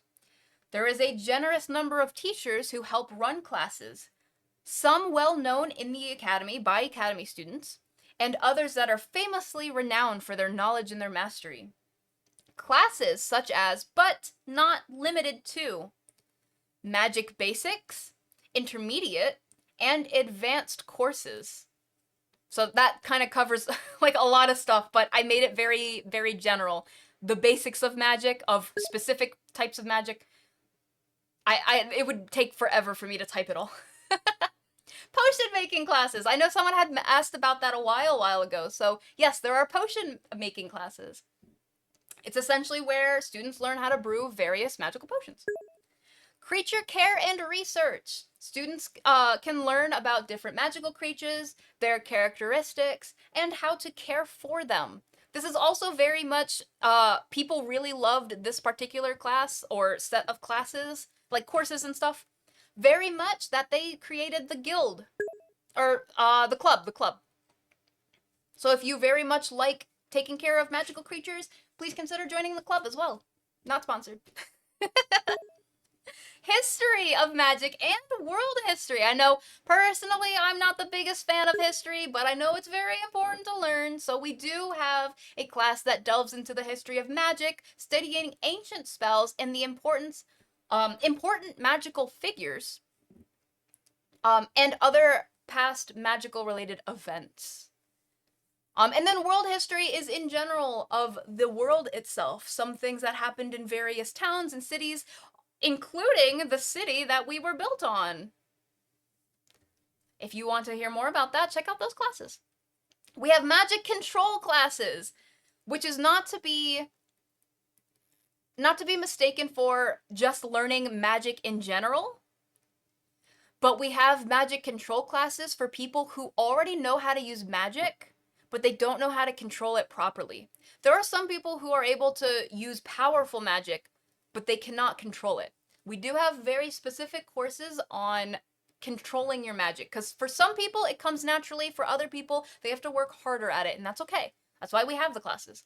Such as, for example, elemental control classes, astral control classes, conjuration control classes, and etc.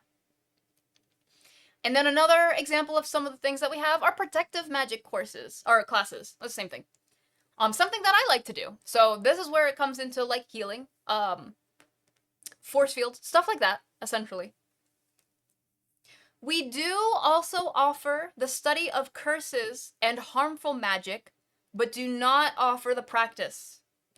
It is only for learning how to avoid and be aware of dark magics. I just have to make a little note there at the bottom.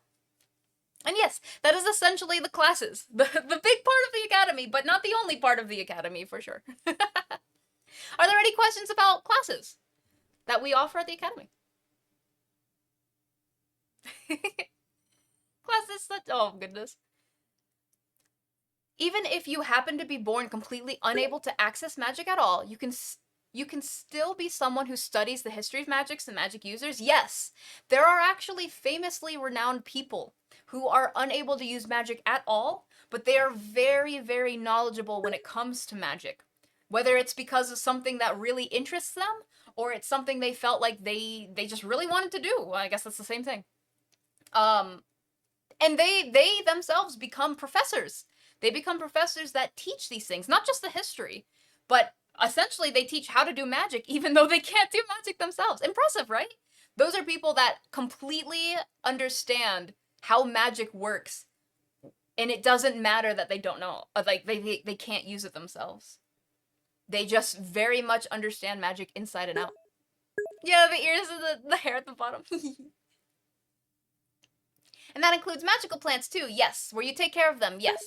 Our creature care and research does not specifically do plants, but we do have more specific classes towards plants. Like I said, these are some of the classes, but not very, very much not limited to. And I think you guys will understand more in the next slide. Just because if these were the only classes we offer, I guarantee we would not have nearly as many students as we have. I have a question about theology classes. What would theology mean specifically? Because I figured there would be some unique religions and mythos in this kind of world, as well as interesting views in the afterlife. Yes, we actually offer a lot of things in terms of religion and afterlife things. That's more under the care of... Actually, I don't think we have a specific Academy OC related for stuff like talking about religion. We have something that's kind of afterlife related, which would be under Lord Crossfield, but not quite the same. I'll take this job. Which part of the classes would magics for creating objects and things belong to? I think there is a very specific word for that, no? Let me think. Isn't that conjuration? Conjuring things? I think I said that wrong. Conjuration. Conjuring, whatever. You know what I mean. Music classes, yes. There are other classes that are not just related to magic. There are music classes, which you'll learn with Nathan. There's also band classes, or wait, is band class the right word? Because we have a band instructor. There are things like just straight up sciences. There are classes like math. Yes, math is actually important to learn. Thank you very much. We do have math classes. We have reading and literature classes. A lot of these come with like some basics that you have in these classes, but here are some of the, on the board right now are some of the fancy ones that we offer in terms of magic ones. Are there any classes that offer for the study of people who are born without access to magic? No, I don't think we have any classes to study. We do have like anatomy classes, so kind of, not really specifically for them, but we have anatomy classes which will tell of, it like has sections of where magic comes from and how we are able to utilize magic for those born with magic. So I assume it might talk a little bit about those without magic, if that makes sense. Conjuring, yeah, Conjuring. Was a band gig? You wanna, oh, you'll love Kin then. Kin is our marching band. Oh wait, did I say? Well, she's our marching band director, but to be more specific. Without math, how would you do postage, right? Without math, how would you do a lot of things? We do have a lot of, like, other, like, there is still, like, living without magic. People have to own stores, businesses, you know? They do have cell phones in this world. They do have, you know, computers. There's a lot of this world that's not just, like, magic related. I just talk about magic a lot because it's a magic school, so it makes sense to talk about magic a lot. But that's essentially classes. I will go to the next slide, but if you have any questions about classes specifically, please ask at the end of the presentation. All right, let's get a board flip. Whoa, okay, students. So now we're going to delve into the different positions, I guess. I don't know if that's the right word for this, but we'll delve into the different positions of the academy. So starting with students. The current number of students at the academy ranges depending on the time of year and stuff, but it ranges anywhere between 150,000 students to 160,000 students at the moment, and we are always growing. Students make up the vast majority of the population in the academy. They consist of all types of species and goals, including both magic users and non-magic users. Students are allowed to live on campus as well and utilize the numerous buildings for leisure beyond their studies, such as groceries, malls, movies, pop-up amusement parks, spas, museums, cafes, gyms, marketplaces, restaurants, nightclubs, churches, and more. And that is essentially like what yeah. That is actually a little blurb about students. The people that you currently see per slide moving forward are people who will relate to those categories. So for example, our OC Yami, Blossom, which is the cat you see down there, and Kioni, which is right next to us, those OCs are students at the academy. Yeah, it's like a city. It really is. I try to tell people that the academy is the size of a small country. And I really hope that people understand what that means when I say that. There is a lot to do here. It's not just, you know, studying and stuff. There are people who legitimately live here. If there's movies, there's video games. There are video games, Bomera. There are a lot of video games. Heck yeah. Gaming is fun. I wouldn't really know because I don't really do a whole lot of technology. Again, I know how to use certain things. I know how to use a cell phone. I know how to use a computer. I do not know how to necessarily play video games, but, you know, we've been trying. You guys have been literally seeing me try playing video games on over here at the art club. So we've been trying a little bit, even though I'm not good at it. Thank you for understanding. Free housing, yes, Gundorf. Everything here is free at the academy. Oh my goodness, how do we afford that? That's a great question, but one that won't be answered publicly. Oh no. Since the size of the academy is technically infinite due to the wide use of portals, does it also mean the number of people who simultaneously inside the academy is technically infinite too? No, Z. No.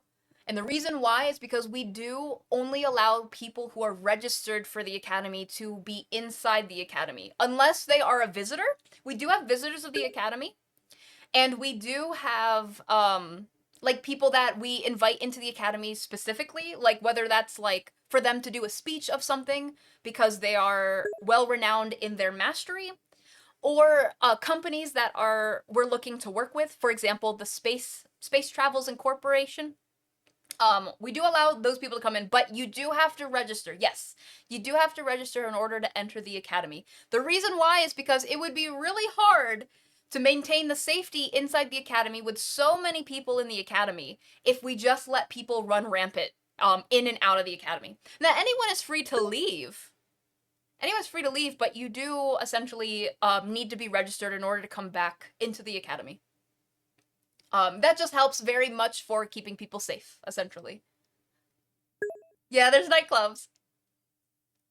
How small, though? Like, Korea? Small or smaller? Well, that's a good question. There are very, very small countries. I guess Korea is a bit bigger than the academy. It's hard to measure because I don't know. I'm not really good with, you know, square feet and all that jazz. So even if I looked up how big Korea is, what is Korea? Even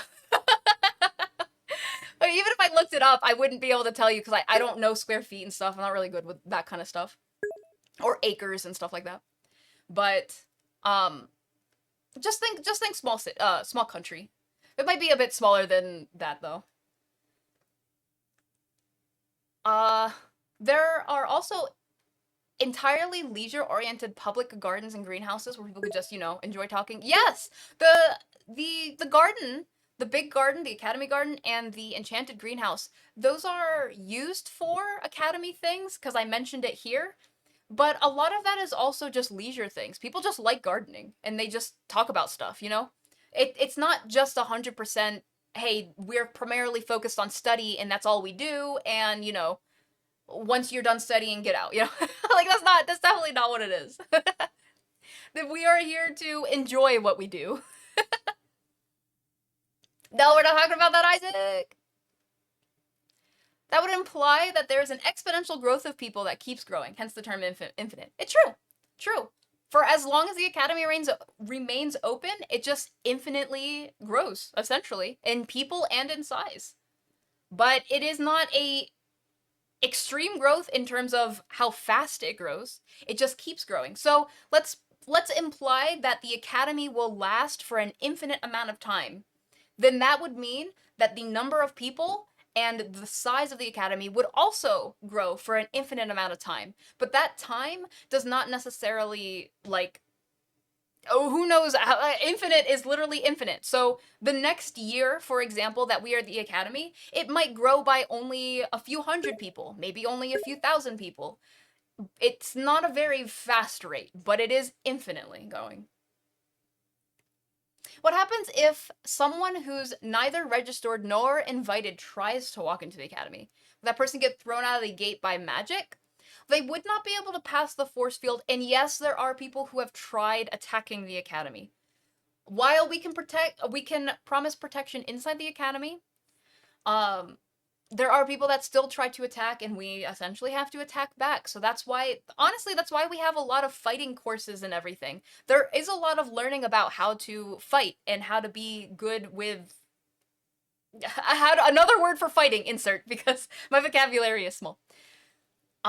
Is because once you leave the Academy, there are lots of people who do fighting. There are even creatures that just attack on sight. Just, that's just in their nature. You just have to be able to protect yourself, and that is important. But yes, if they tried to walk into the Academy, they would not be able to through the force field, and if they try to walk into the gate, run into the gate somehow, they will be stopped. That's what the Grand Council is for, and we will talk about the Grand Council in another slide. How deeply does the Academy vet research into the history of people when they're accepted? Oh, when they're accepted into Academy staff, very intense research. When they're a student, we do vet them, but considering there are many students, it's basically just people register, and we just make sure, they are actually interested in what they're interested in. Yes, that does mean that sometimes, not very nice people come in every now and then, but once we catch wind of this, we will completely boot them out. They will be booted out of the Academy and blacklisted. Or banned, I guess you could say. People that get banned in the Academy. Imagine that, getting banned. I could not imagine that. Teleportation-wise, how would that be done? Typically through magic. Typically, it is by someone that can use teleportation magic. They do make portals for it. We don't use them too often, like magical devices, as was mentioned earlier. But we normally use teleportation magic. But they do have portals, in general in the world, they do have portals and stuff. The reason why we don't use portals as a tool or something is because typically portals they don't have to be there. They do have traveling portals, but they aren't as good, I should say. They're not very long range and stuff. They can have built-in portals, which means they have to be built into the premise, but you can see already how that might lead to some problems. And so we heavily more so rely on people that use teleportation magic, because if we have a built-in portal and something happens where some bad people are coming through that portal, they didn't have to pass through the force field, they passed through the portal. And you see why it would be a lot harder to, not impossible, but harder to regulate. And so right now, at this moment in time, our transportation is done via teleportation magic, which a lot of people know how to do. Sounds like you need to join the geography class. Honestly, there are so many classes offered. And if you guys don't know a little bit about Spelly, which we'll go over a little bit more, but a little bit about Spelly. Spelly is not a master at everything at all. Spelly is actually very much learning like you, like everyone else. So even though I am the headmistress, I am the headmistress by name because I paid for and I built the entire academy with the help of many others. But that does not mean that I suddenly am able to do everything. I can't do everything. In fact, I suck very much. Again, we'll talk more about this when we go over me. Yes, there's a slide on me, embarrassingly. But I very much suck at fire magic and, like, poisons and crap like that. I'm not good at that kind of stuff. So I'm very, I'm not good at that kind of stuff. Let's see. Wait, oh crap, where was I? Oh, here it is. Technically, the Earth is small. Technically, we are also not on the Earth. Are there dedicated facilities in the Academy that were specifically designed for people to safely practice interdimensional travel? There are definitely people and places that are assigned for practicing safely interdimensional travel, but obviously, with that being said, interdimensionally? Wait. My brain. I can promise you I'm not the one teaching that, obviously. Probably a better question for someone that does teach that, but from my broad sense of understanding,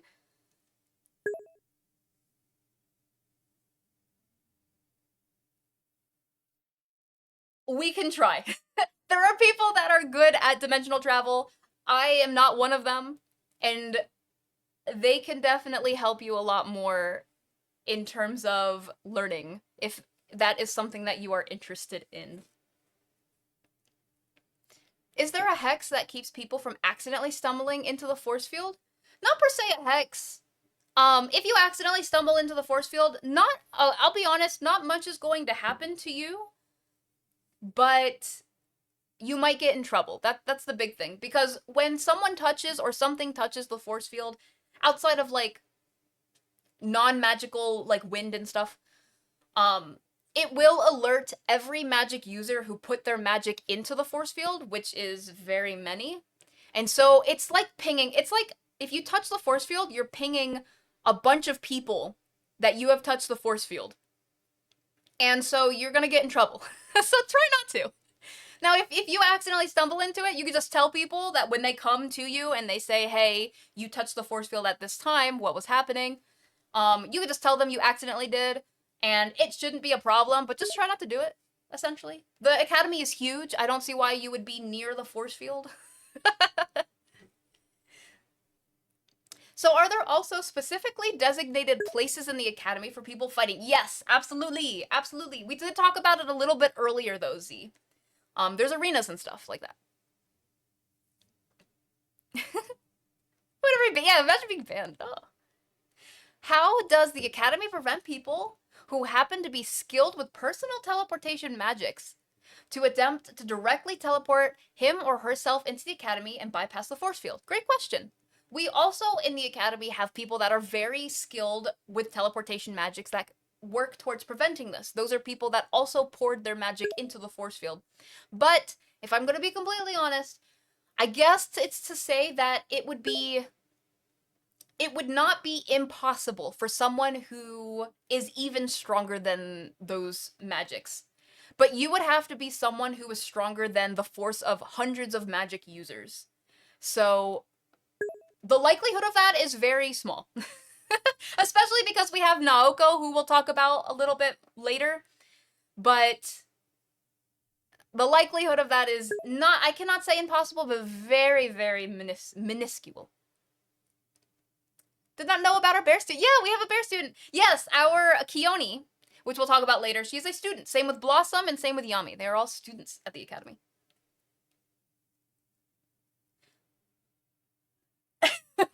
Oh, I'm glad it flew off. Sorry about that, man bear. It's really hot in here, so I had to open a window, you know, just to breathe a little bit. Sometimes little creatures come in.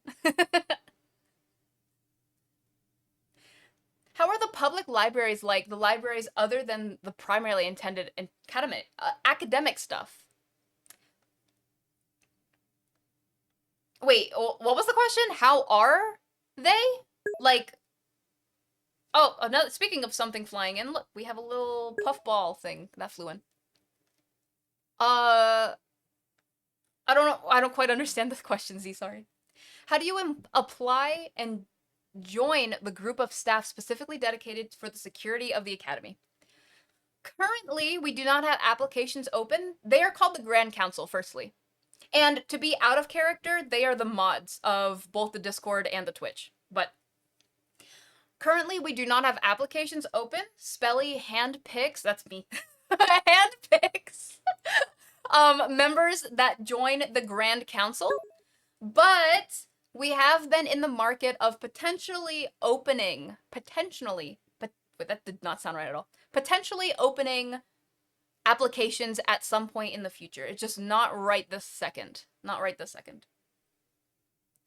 The cat is a student? Yes. Has it? Have his homework done. Carefully. Carefully. The Blossom the cat. It is essentially assigned courses wherever it wants to be because it is we'll talk more about Blossom in a little bit. I will move on to the next slide though. So these are the students. Next we have teachers. We have teachers. Yippee! The current number of teachers that reside in the academy is 8,888 teachers. An oddly specific number for some reason.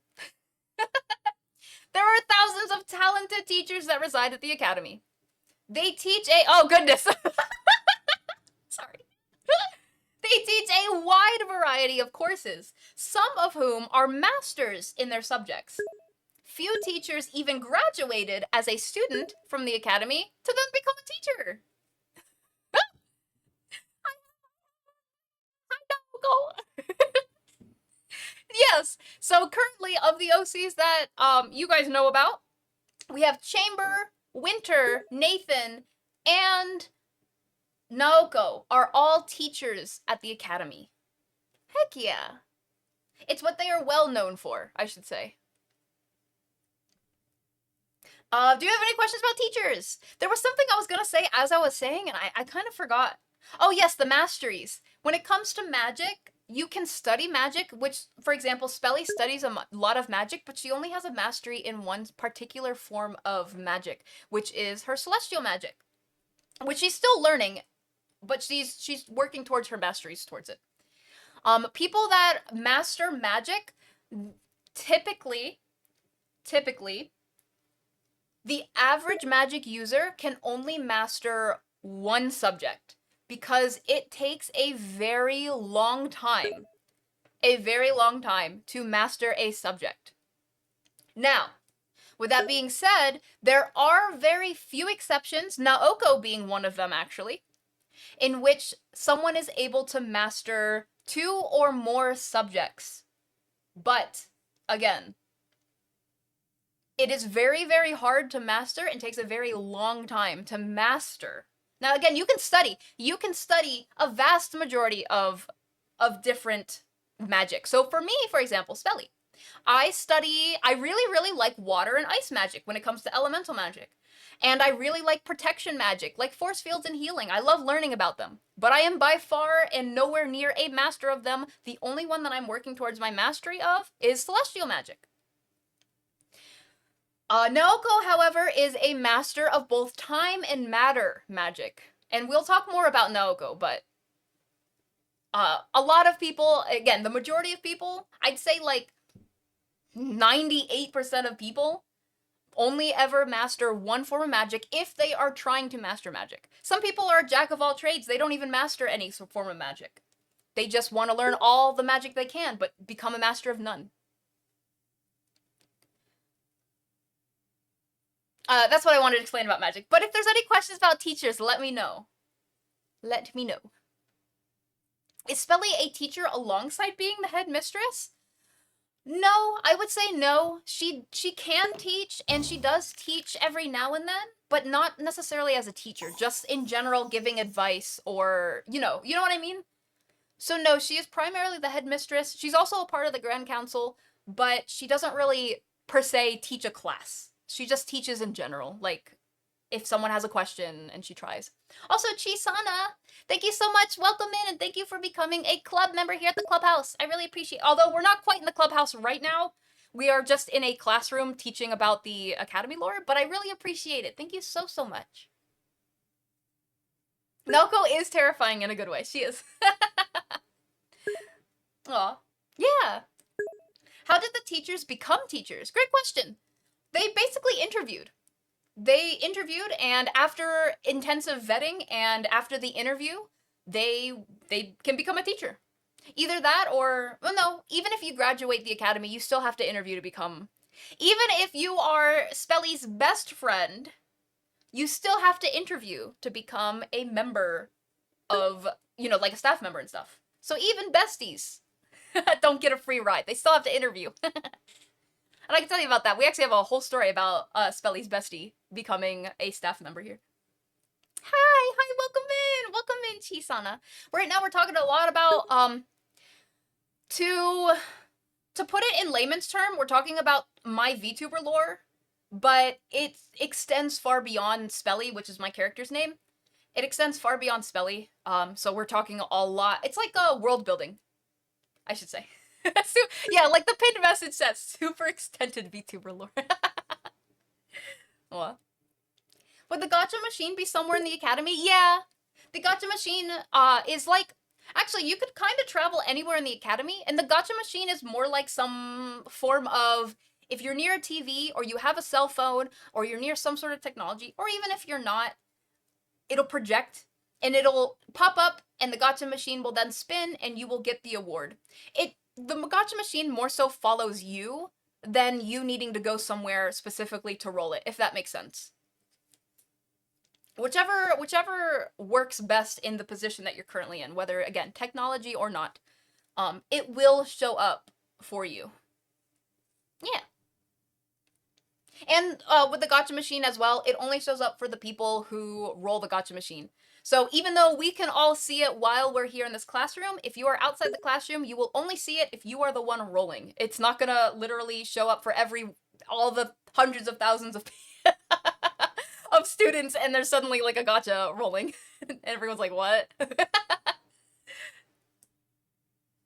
deserves its own room? Maybe. I know it's sarcasm, but who knows? Maybe we can make a centralized place for everyone that just wants to watch the gacha for some reason. But yeah. Gotta earn the spot. Yeah. No special privileges. The Lord. Alright, so that's a bit about teachers. If you have any questions regarding, more questions regarding teachers, please ask at the end of the presentation. But we will move on next to other staff members. So there are other people who can be staff members here at the Academy. The current number of staff members is 816. Staff members are made up of other helpful roles necessary to run the academy, such as chef, librarian, nurse, and much more. Staff members typically double as teachers as well, but it is not mandatory for a staff member to be a teacher.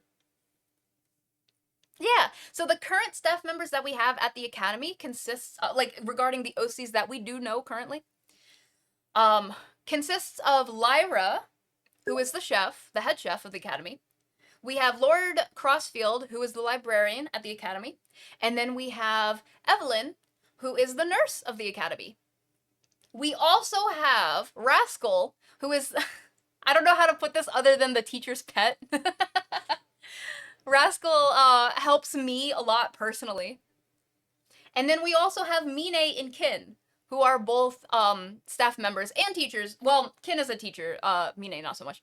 Mine is in charge of the Enchanted Greenhouse as a gardener, and Kin is the marching band director. Yeah. Are you allowed to be in the academy even if you aren't a student? Only if you're invited. Only if you're invited to. Well, I mean, if you're like a teacher or a staff member, yeah. But I assume you mean like literally none of that.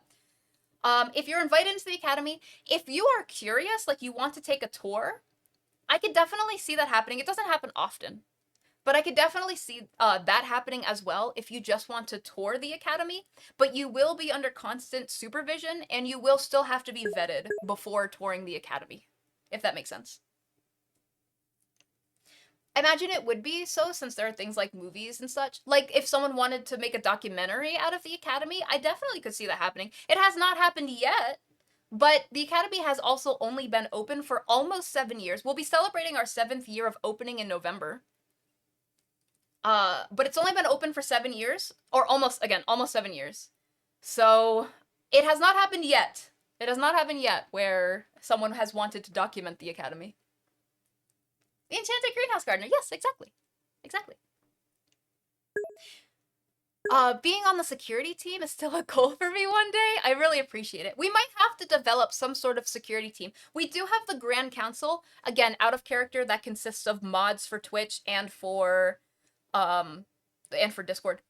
But having a security team would be really nice outside of just the Grand Council. But I think they would also fall under staff members, if that makes sense. So if you ever wanted to be a part or be the first of the general security team, you would still fall under staff member, but you would be able to do that. Yeah. No, I mean, like, would there be people who work at the theater, clubs, restaurants? Oh, those people consist of either staff members, teachers, or students. It wouldn't be someone who just works here just to work here. Let me say, the academy is so far out of the way from other towns and cities that unless you, like, literally live here, which means typically students, teachers, staff members, and stuff, you probably aren't going to be someone who just wants to work here to work here. Also, ads just started, so I'm not going to move on to the next slide until ads are done. How to use dead magic. I could tell you a little bit about that, Garcias, but if you really want to ask about that, that is a big question for Lord Crossfield. I won't explain why. I won't go into further detail other than that, because I don't personally know much about that, but he is the one to contact if you are interested in stuff like that. I'd keep it a little on the down low, though. I'm gonna drink, hold on. I realize my tongue is going numb. I've been talking for a while, and I haven't been drinking anything. Ooh.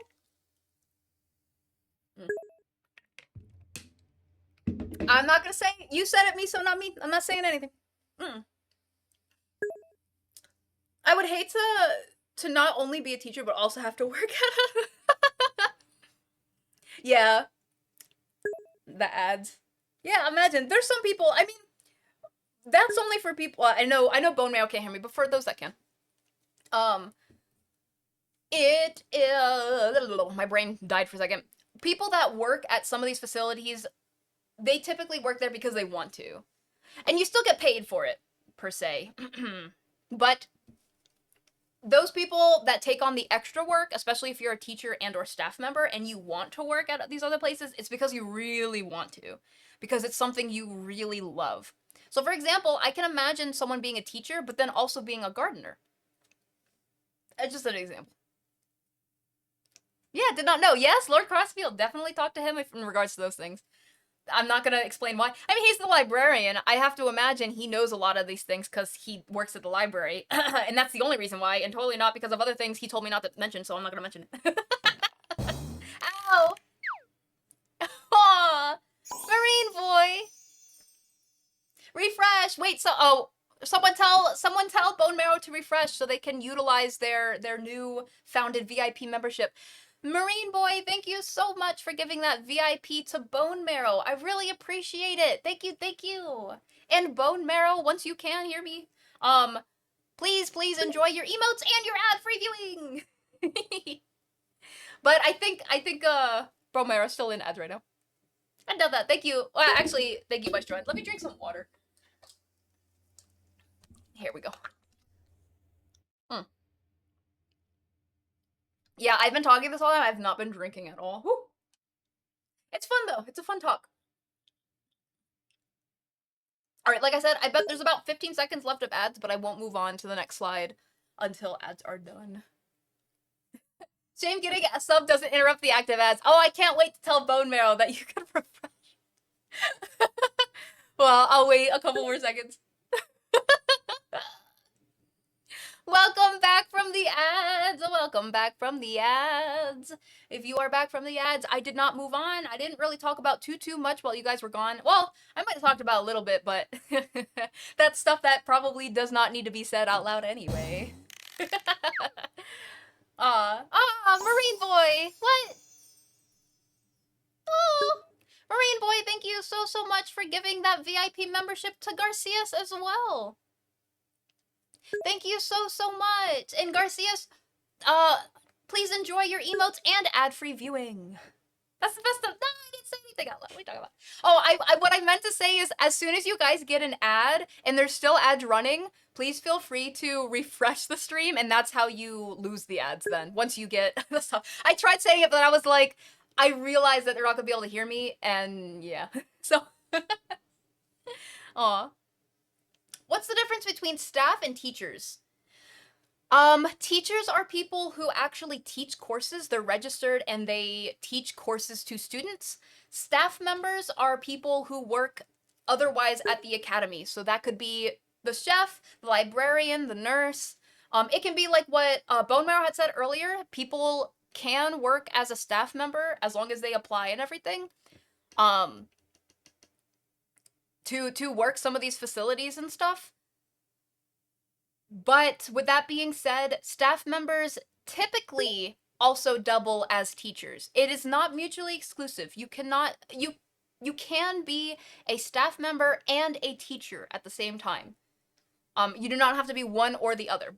As it says at the bottom, it's not mandatory. But staff members are different from teachers. Okay, I will move on to the next slide now. Teachers don't get paid. They do in some way or form. Next, Council. The Grand Council consists of 9 members. That means there are 9 people inside the Grand Council. The Grand Council is the highest authority in the Academy. It is a group of elite members handpicked by Spelly, the headmistress herself, currently. I did mention that I'm considering opening applications for it, but not right now. Welcome back, Garcias. The Grand Council is not exclusively only Grand Council members, but rather in addition to what many already do at the Academy. This means, for example, if I were to list the Grand Council members right now, okay, you ready? We have Fish. Fish is a Grand Council member, for example. Spelly is a Grand Council member, we're up to 2. Velamin is a Grand Council member. We also have Nathan is a Grand Council member. Lyra, Chamber. What are we up to, 7? 8, 9. Oh, wait. Evelyn. So now we're up to 7. We have 7. Evelyn is a Grand Council member. But with that being said, there are 2 Grand Council members that are currently in the process of being interviewed. And so I can't really say too much about them at the moment. They're being interviewed.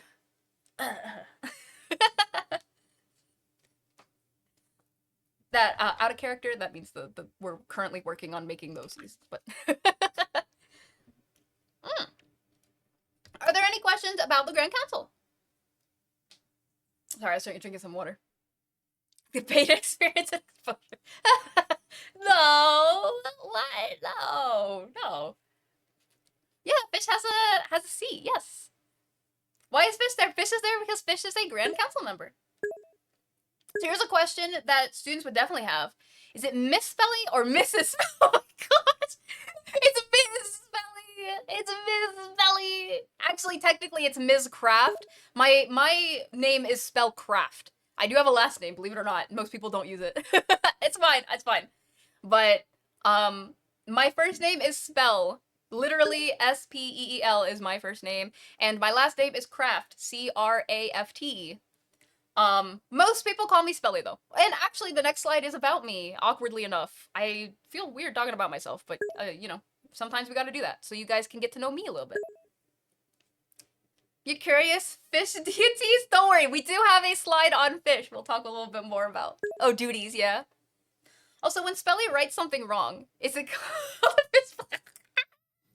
Oh my goodness. Okay, we're moving on. If anyone has any questions specifically about the Grand Council, please ask after the presentation. The presentation is not too far off. Don't worry. We don't have too much to go. Now we just have to go over every single OC. Okay. Me! Smelly! That's me! Oh my goodness! How did I get that photo of me? Okay. Spellcraft. Spellcraft, aka Spelly, is the headmistress of the Academy and the creator of the Grand Council, a unique group of individuals with various talents and powers. Her past is a mystery even to herself, which uncovers over time as she gains her memories through her various many adventures. Of what she can recall, Spellcraft doesn't belong to a family and has no home to speak of. As such, she's made the Academy her home and its occupants her family. And that's a little bit about me. I mean, there's a lot more about me, so I'm imagining some people might have questions. So yes, to answer your question once more, it is Miss Spelly. Well, Miss Craft, but whatever. I'm okay with Spelly. I do prefer to be called Spelly over Craft, but it is my last name. She's an orphan. Okay. I personally don't believe I'm an orphan, but the issue is I can't really remember. And that does kind of bite, you know? It does bite. For anyone that missed it earlier, this is a little out of character, but the reason why I can't talk too much about Spelly's past is because that is being saved for debut, but there you go. Okay. Anyway. But if you want to ask anything regarding Spelly and her life after she founded the Academy, or even a little bit like while she was working towards making the Academy, you could absolutely ask that. She used to be a part of a big adventurer guild where she would take on several different quests, several different, adventures that she's gone on, where she met tons of different people, of which helped to build the Academy, and or some of which work at the Academy now. But she mostly did that to raise funds for money, because she needed money to build the Academy. It took her, to be precise, it took her, how do I put this? 10 years. 10 years to raise up and to gain the funds to build the Academy. And to meet people. Lots of people. And then, the Academy has been around for almost 7 years. So that's almost 17 years. Wow. Can someone double check my Okay, great. If anyone would like to double check. She has amnesia. Yes, she does have amnesia. Amnesia. She's an Thank you, Oz. Thank you. Why the last name then? Spellcraft's name, or I should say, my name was made by me. No, you're fine, Oz. My name was made by me. I made my name. I came up with my name because I am so smart. I am so creative that because I was thinking, oh, I do magic. My first name's Spell. What do I do the magic? I craft the magic. Craft. So I made my own name. I did not, when I first woke up in the field and Naoko found me, obviously I didn't have anything to tell her in terms of a name, but eventually I wound up naming myself. And that's where my name comes from. So if my name is a little odd to you, thank you very much. It's because I made it myself. And I like to think that my name is so cool.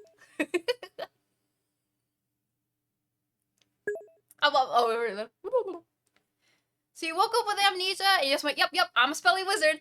Kind of. I mean, I didn't actually have a name up until I basically named myself, but I didn't wake up and immediately go, okay, this is my name. It took a few months before I actually had a name. Welcome, Igaki, by the way. It took a few months before I had a name. But, I mean, I was called, that girl for a while. Oh goodness. Or the girl with the half and half hair, because it was an easy discriminator. Is that the right word? That sounded wrong. Discriminator? Describinator? No. Descriptionator? No. I think it's discriminator, but it sounds so wrong to say. For a while, that's what I was called, but eventually I was like, I need a name.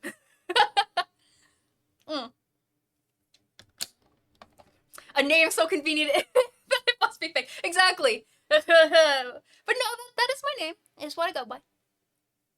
Like I said, I apologize that I can't answer a whole lot of questions before from, like, my past, but if anyone has any questions regarding Spelly, especially after she makes the academy, or even the days when she was in the middle of making the academy, please let me know after the presentation, and I will move on. Next, we have the lovely Naoko. I love Naoko because she's the first person I met. Let's see. So, Naoko, firstly, I have to say, and she doesn't mind, but she's very apathetic. She does whatever she likes and is indifferent about most situations. She typically is an observer rather than a go-getter. For lack of better terms, Naoko doesn't care much about anything. She typically spends her time watching what other people do and how they react in certain situations. Naoko currently attends the Academy, a school for magic users of any skill or experience, run by the headmistress, Me, Spelly. She is the professor of time and matter. And you can see I even included some likes and dislikes, the ones that I could include anyway. So Naoko really likes the Aurora Borealis. She loves stargazing. She loves just watching things and people. And she likes me. Because of very specific reasons that she has not told me. So I wonder what those reasons could be. However, she dislikes clocks, which is ironic because she wears clocks on her outfit. She dislikes being too friendly, whether it's her being too friendly or other people being too friendly with her. She dislikes getting involved with situations, and she especially dislikes hostage situations. That one's an interesting one. For someone that doesn't really care about anything or anyone, I don't know why she would dislike hostage situations. It might have something to do with her past, but I don't really ask Naoko much about her past because typically when I do, she derails it and she, you know, talks about something else, so I don't know entirely why. Maybe she's Spelly's real mom. Maybe. Probably not. But does anyone have any questions regarding Naoko? The lovely Naoko. I'm trying to think of,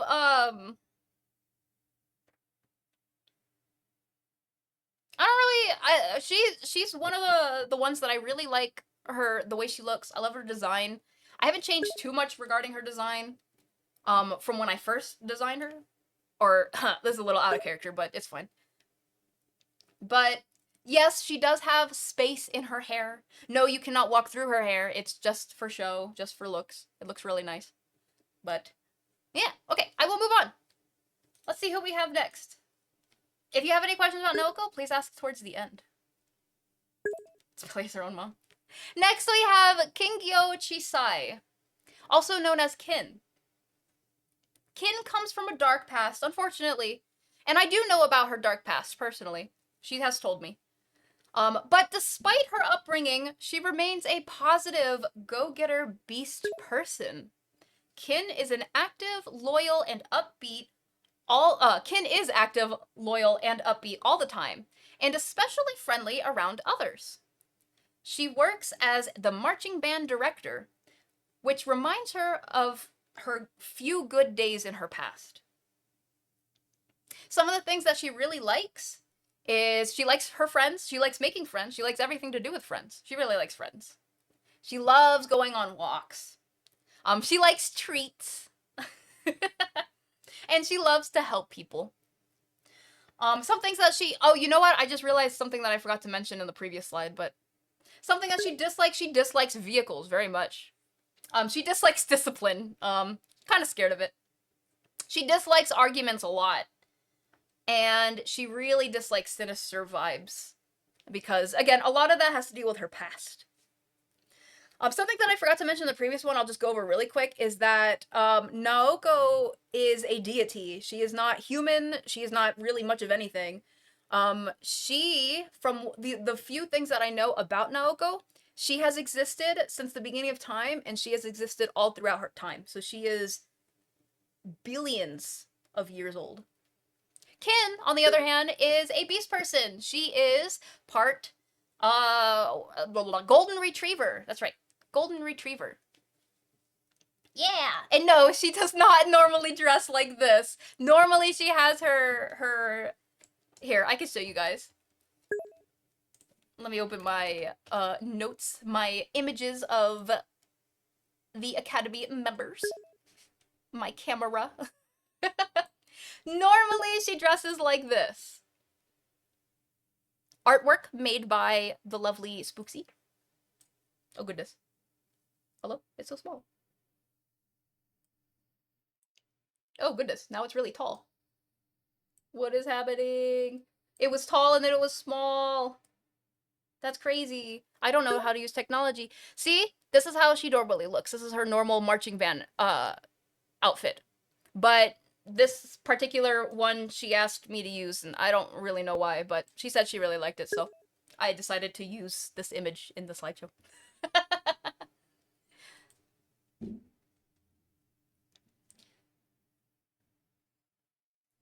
Won't be surprised if Naoko's mom. No, she's mommy. Sorry. DDs are allowed?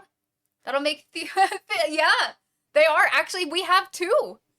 I don't believe we have any others, but we have two deities in the Academy, which you'll learn about in a couple more slides. Surprise! Yeah. Yeah, this is when she went to the beach. The band outfit. Oh, I'm glad you guys like the band outfit. But that's a little bit about Kin. Again, I do know a lot about her past. It would take a while to talk about, but if you do have any questions, just let me know, and I will move on. These are really brief synopsis, I should say, about each person and what they kind of do at the Academy, rather than their past. But I do know a little bit about their past. Now, the next person, which is Mine, boop, I don't actually know a whole lot about her past, though.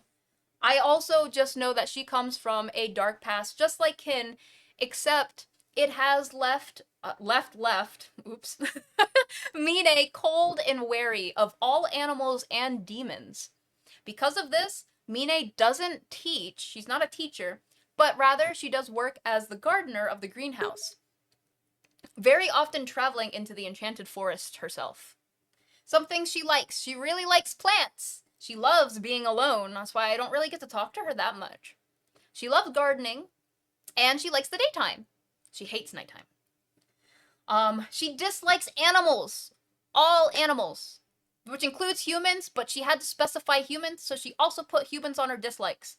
She dislikes animals, she dislikes humans, she dislikes demons. And she really dislikes conversations. And that's a little bit about Mine. Mine Zoloman. I don't know if I said that right, actually. Mine is a meanie. No! She does typically have a scowl. Unless she's tending to her plants, she typically has a scowl. Scowl on her face? Is that how you say that? Scowl?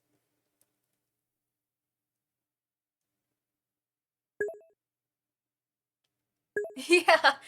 There are rules to making Academy OCs. As people get closer to the ability to make OCs, I can reach out and give people these rules, or if you just ask about them. But there are a lot of rules to making Academy OCs, so just to keep in mind, I guess.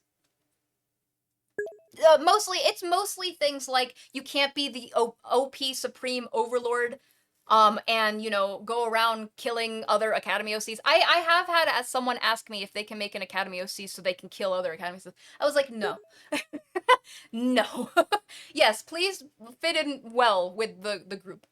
You can have things that are similar to what other people do as well, but not exact either.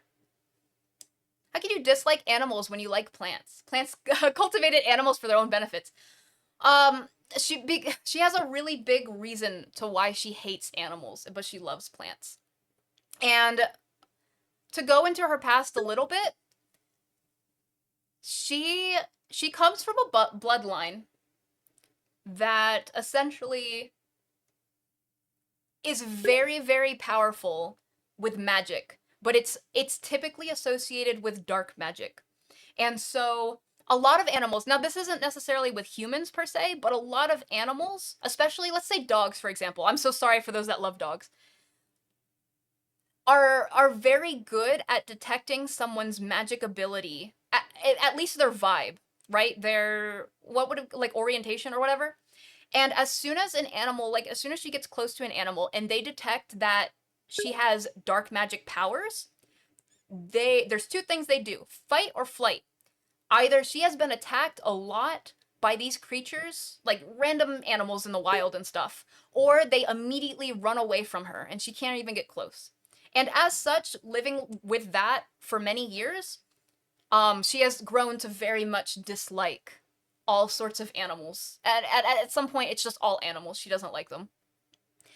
Of course, there are exceptions. In her past, there was a specific person that she met that has the reason why she's even at the academy. Like, you would think someone like this wouldn't even be at the academy then.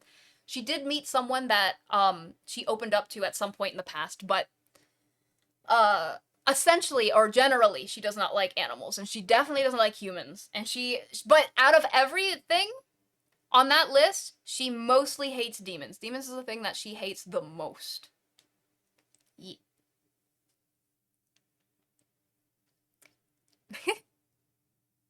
Aw.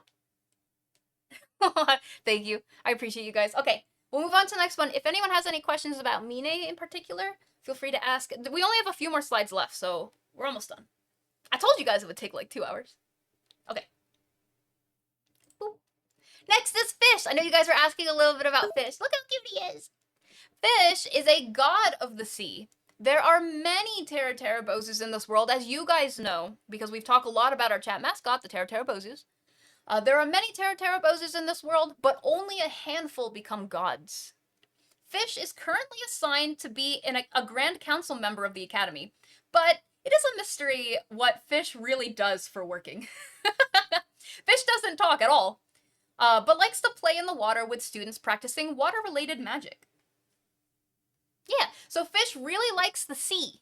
Fish really likes candy. So if you ever, like, want to play around with Fish, just hold out some candy and I'm sure it'll show up. Fish also really likes other fish. And flying, very much. Fish tends to swim and or fly. Not really walk around, though. However, Fish really dislikes tight spaces. Kind of claustrophobic in that sense. Fish does not like fire or heat of any kind. Very much likes being cool. That's not to say that Fish loves to be frozen or cold, but specifically fire or heat. Fish does not like. Fish also dislikes fish as food. Fish are friends, not food. So Fish doesn't like it when people eat fish. I'm so sorry, Fish.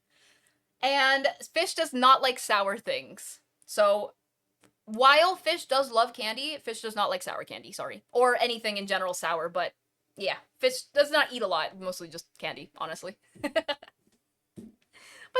But yeah, this is Fish. This is Fish. So Fish is a god. Fish is a god of the sea. Very powerful magic, as you can imagine. But, just like, honestly, is just like a little thing that goes around. Aw. Her family was probably killed by demons, and now she must be a demon slayer. Okay, Maestro. No, I could tell you a little bit more, but... Fish is so cute. I'm glad you guys like Fish. Fish is Fish. Fish. Lemon goes so well with Fish. It's funny. It's funny, because I have a GIF. Here, I can show you guys. You guys remember, not too long ago, where there was, like, this lemon challenge drawing thing, where you draw a character licking a lemon or something, and then they, like... Here.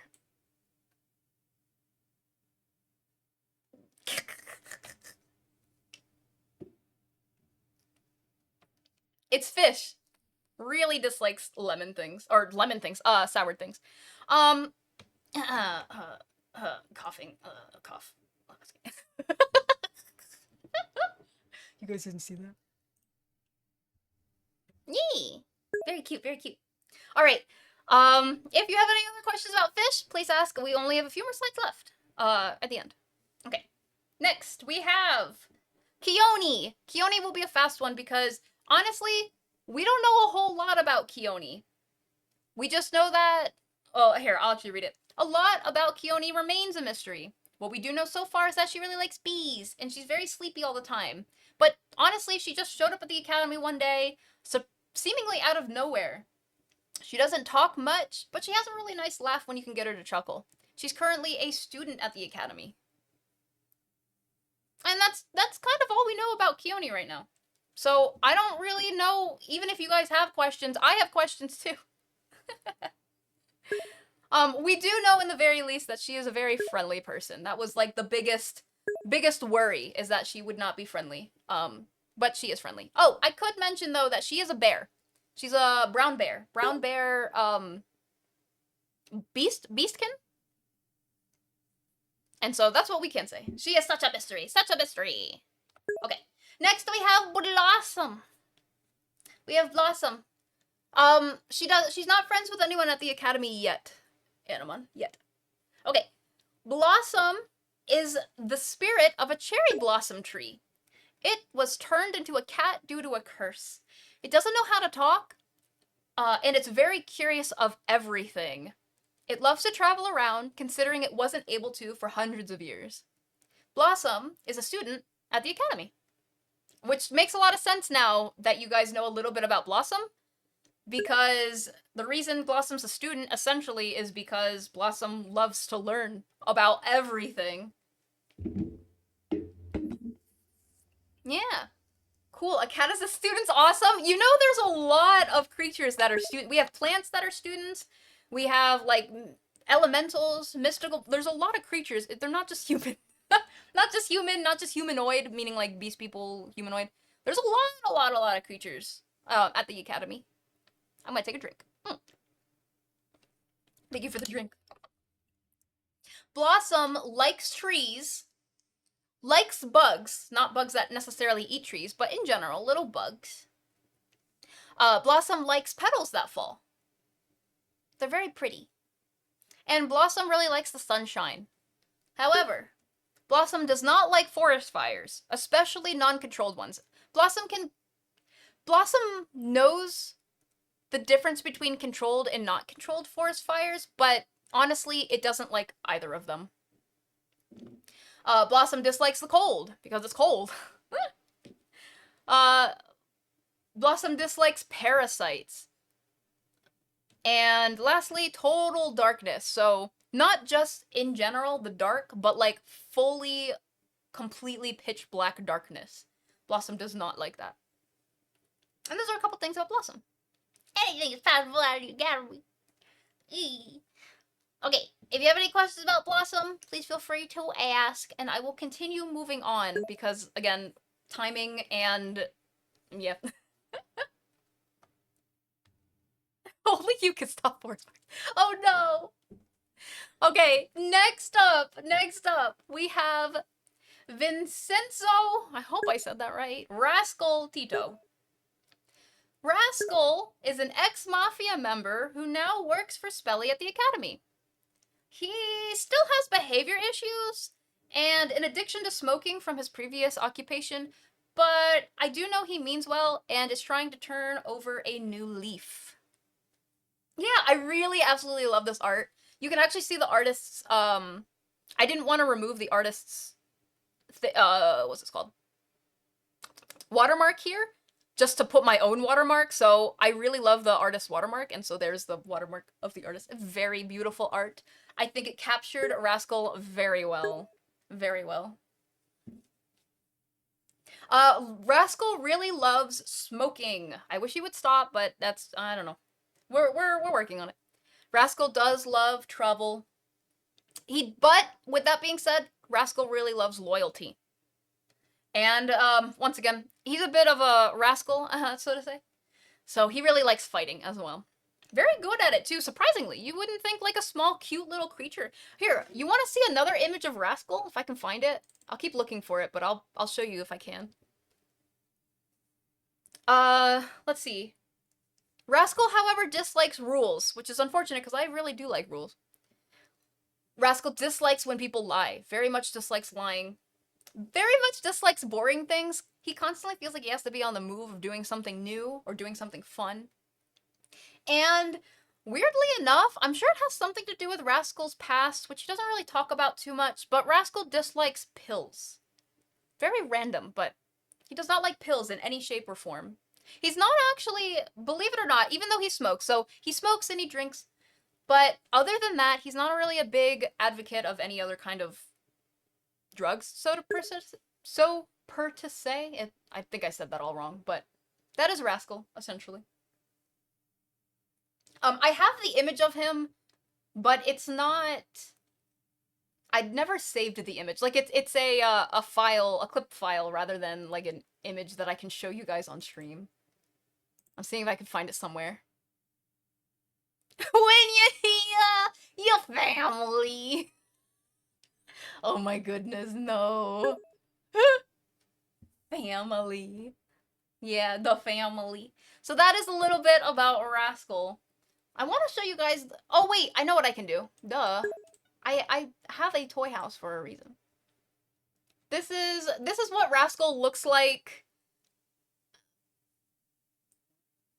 Wait, I gotta show you because it's a funny picture. He hates this picture very much.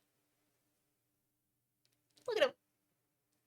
He's so cute. Oh, he's so cute and so fluffy. I just want to pet him. I just want to pet him so much. But you can see a little bit. He is what we would call a hybrid. He is part koala, part flying squirrel, and part cloud.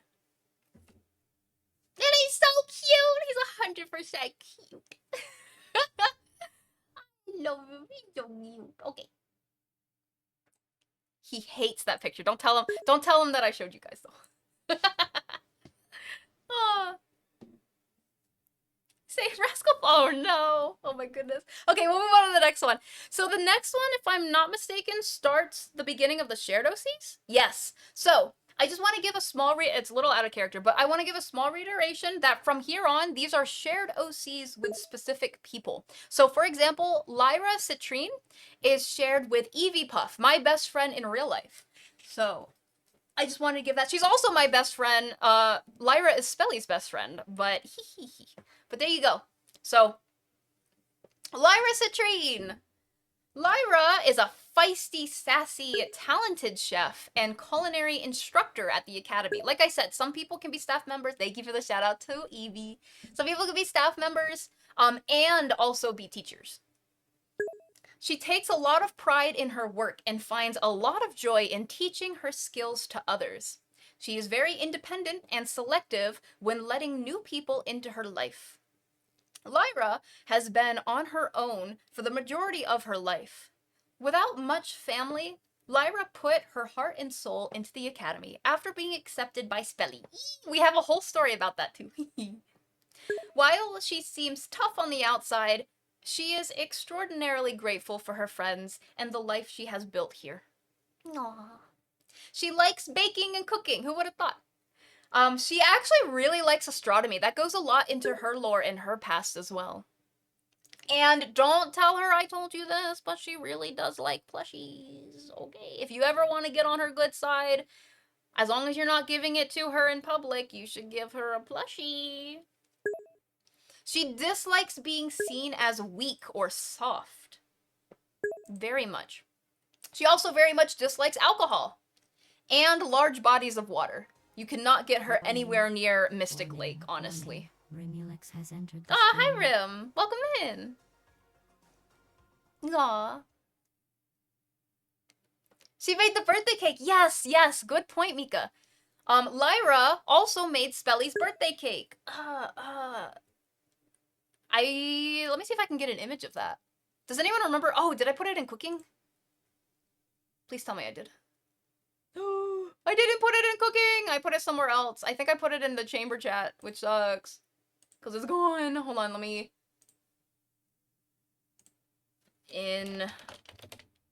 Where did I put that? If anyone happens to have the image off their hand, that would be great. I don't know why someone would have an image of my birthday cake, but if anyone happens to have it or are able to find it, please let me know. I'm seeing, wait, that was around... Oh my goodness. Hold on, wait, before... That was around...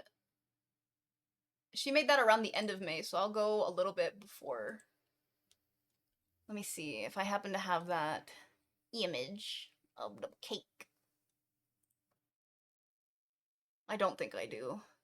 This is so sad. Help. But yes, she did make Spelly's birthday cake this year, and it's a gorgeous cake. And I wish I could show you guys, but I cannot right now because I do not have the image. Does anyone have any questions about Lyra, though, in the meantime, while I take a little sneaky peeky and see if I can find it? I am ferociously looking through my... I don't think they're in my DMs, either. You know where they might be? Might is a big word. They might be in this group chat. Oh, I found them! So if you guys did not see my birthday cake this year, this is gonna break the board a little bit, but oh no, it won't. I can do it like this. Look, this is the birthday cake that Lyra made me this year. Isn't it beautiful? Happy birthday, Spelly. That's me. It's gorgeous, and I ate the whole thing. It was delicious. I ate this wand first. I had to eat that. And all these, the smaller ones were made out of chocolate, and the bigger ones were gumballs. Delicious. Isn't it so pretty? It's so delicious.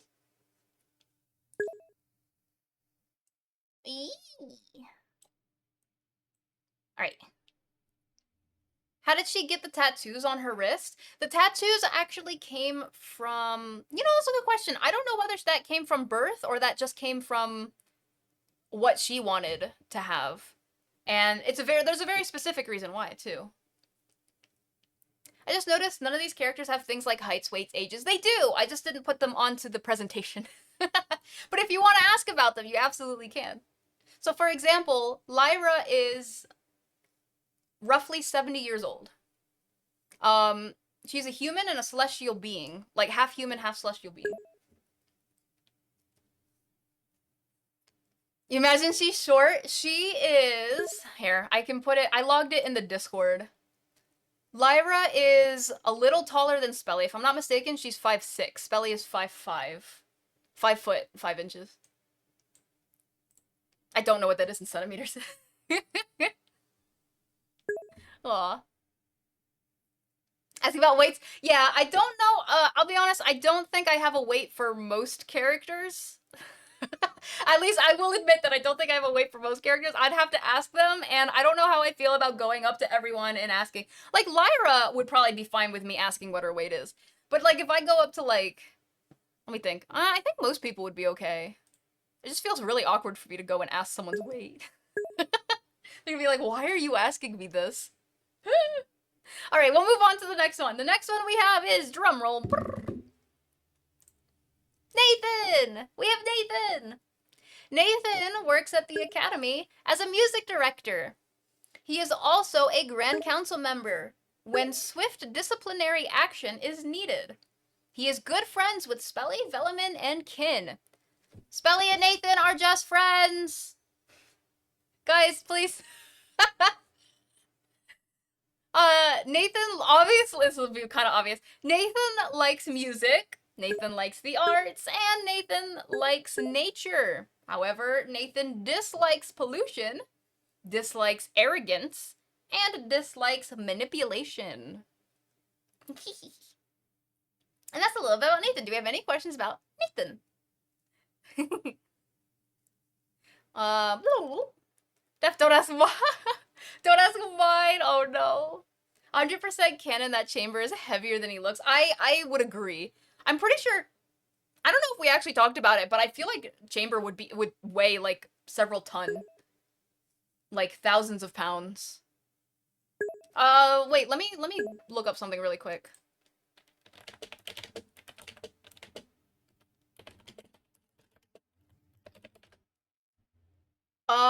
Yeah, thousands is not a far off, like, I'm talking like almost 3,000 or more pounds.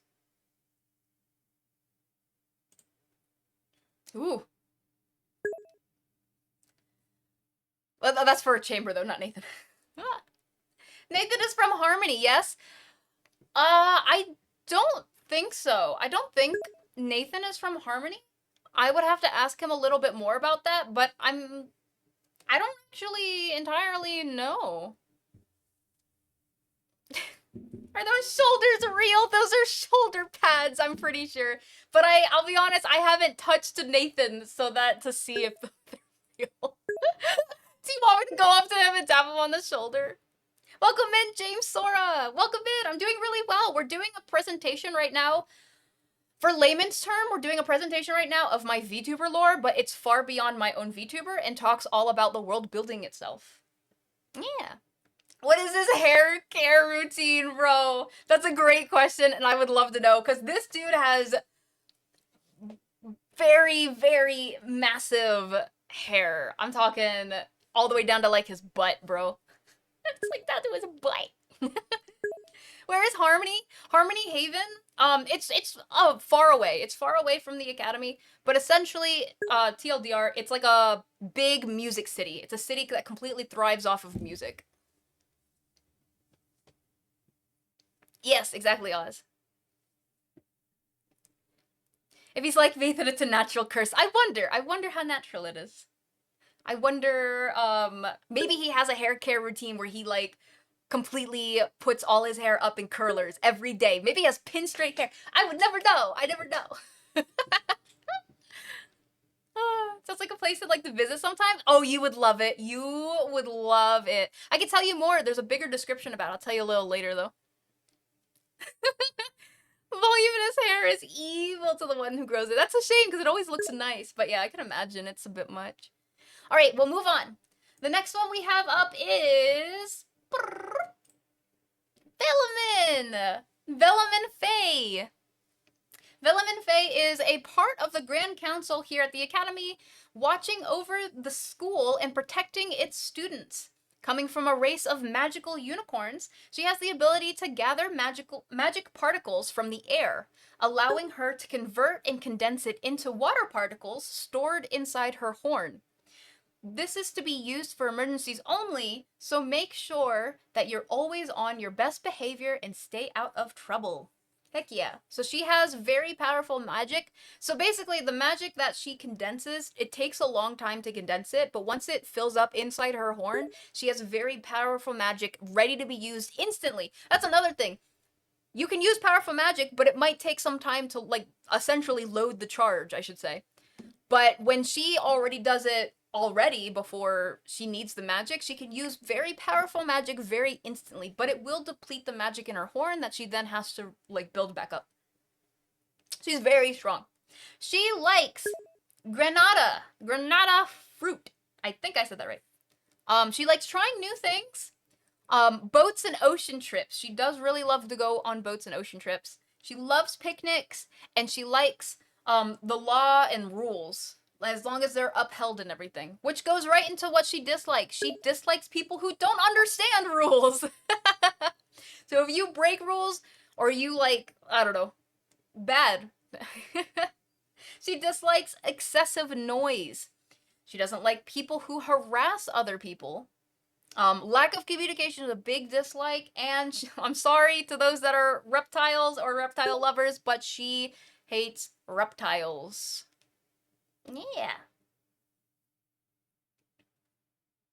She does teach every now and then, thus the image on the right. She teaches every now and then. I wouldn't necessarily say she is straight up a teacher. That's why the biggest thing I would say she is a Grand Council member, because it's what she enjoys. She enjoys protecting.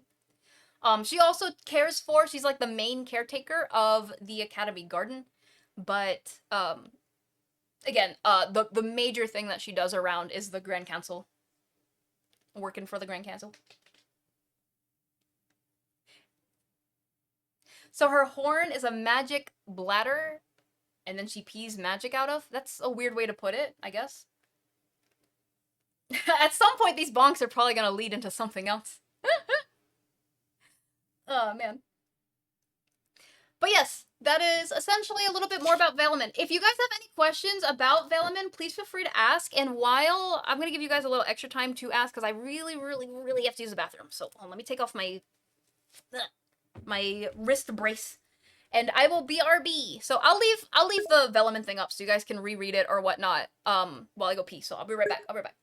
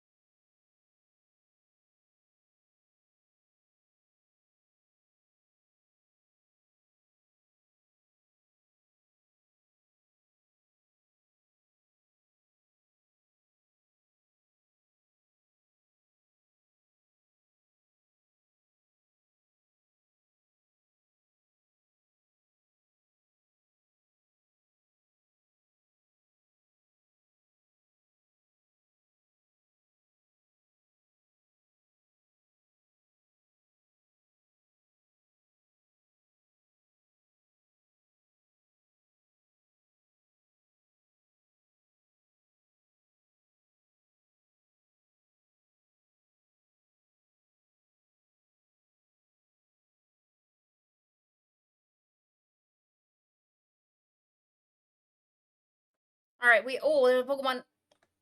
Alright, we are back. Has her horn ever been damaged or broken? I want to say no, because I don't think her horn grows back. I'm pretty sure it's just like, if it ever gets like completely smashed or something, that's probably it. But to be honest, that is a good question that I can absolutely send to Velamin to ask. Were there any other questions that we asked today that I'm trying to remember because I didn't write any of them down because I'm beans. That we were supposed to ask other people. Let me see. Velamin, where are you? Oh wait, here you are. Questions for Velamin. There we go. Alright, I will send that your way. I will send that your way. Hi, City of Burrito. Hi, Nano. Welcome in. We're doing lore. Yeah, we're over 2 hours into it. We're going over a bunch of people. I just got back from the bathroom break, so I'm setting myself back up, and we'll get back into it. Doing really well today, though. Okay, I will move on. If anyone else has any other questions about Velamin, please feel free to type it in chat. Next we have Chamber. Wow, I wonder who Oh, I completely forgot to mention all the people. Hold on. I know I said I wouldn't go back, but I'm gonna go a little bit back. A little bit. Hold on. Lyra is Eevee Puff. Nathan is that Maestro guy. Velamin is Harivia. Okay. I completely forgot to mention that, so I just wanted to mention it again. Okay, Chamber Fallen. Whoopee! Ow, my knee. Chamber currently resides as the hand-to-hand combat instructor at the academy. He is a playful teacher that would rather nudge his students in the right direction instead of directly telling them how to do something. He believes his students learn more from making their own mistakes, while having a preference to avoid doing things by the book if he can get away with it. Some things that Chamber likes. Chamber really likes exploring. Chamber likes reading, windy weather, heights. I'm surprised by Chamber liking... I guess I'm not surprised, but I don't know many people that like heights. And Chamber likes people watching. Chamber dislikes being controlled, strict authority, repetitive patterns of small holes, trypophobia, and sour foods. Look, both Chamber and Fish dislike sour foods, so honestly, I think they would get along in terms of eating, at least. Does anyone have any questions about Chamber? And Chamber is, Rimulex, so our buddy, Rimulex. Heck yeah. Hello, Grim. Hi, Grim. Isn't Chamber a magic weapon? Yes. Wait. No, he's the hand-to-hand combat instructor, right? Wait, did I get that wrong? I don't think I got that wrong. I know Chamber is a magic weapon, but no, I have it written down here as hand-to-hand combat instructor. Oh, magic weapons instructor. He does both. I have it written up here. He does both. Yes. Chamber is canon. Ha! Get it? Oh no! Chamber!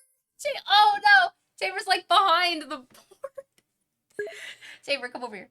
Look at Chamber. You can kind of see him. Oh my goodness. Stop. Stop going behind the board. Lamau. Have a good one, Bone Marrow.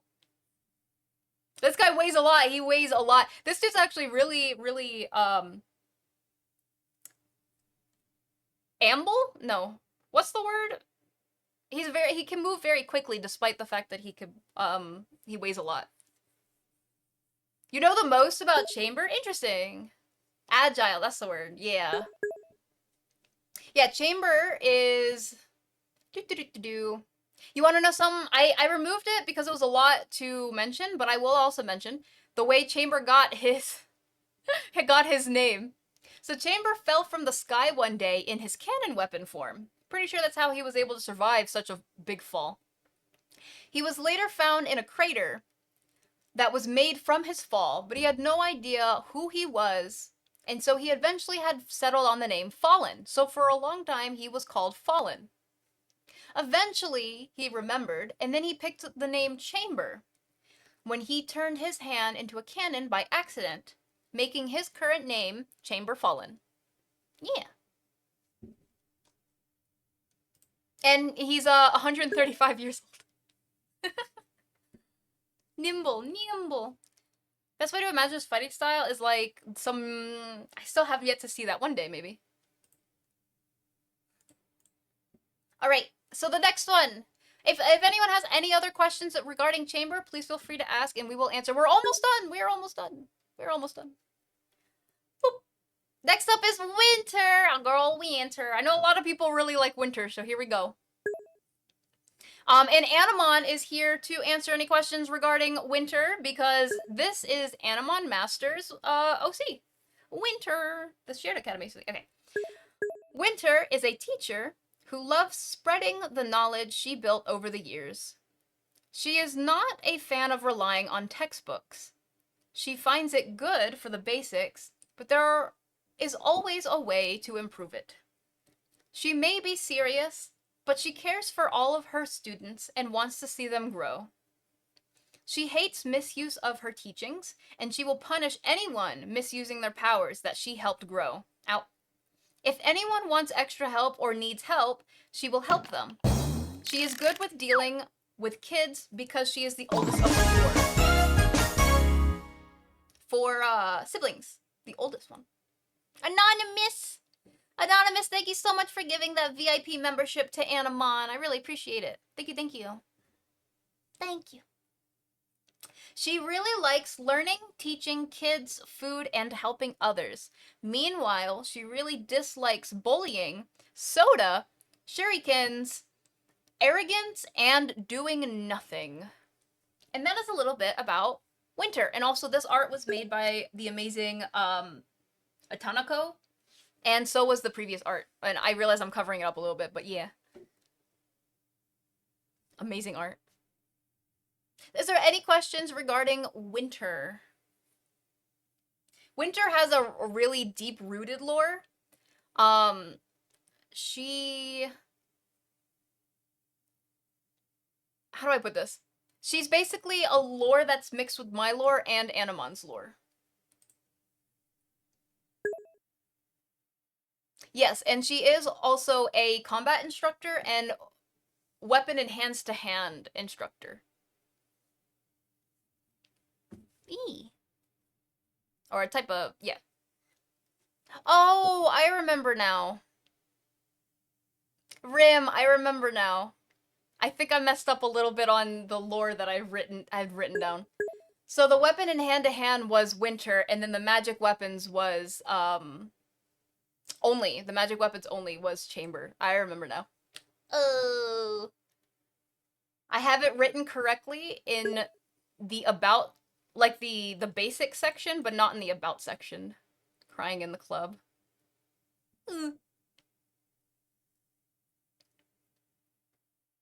Yeah, and what's really cool is that Winter and Chamber are really good friends.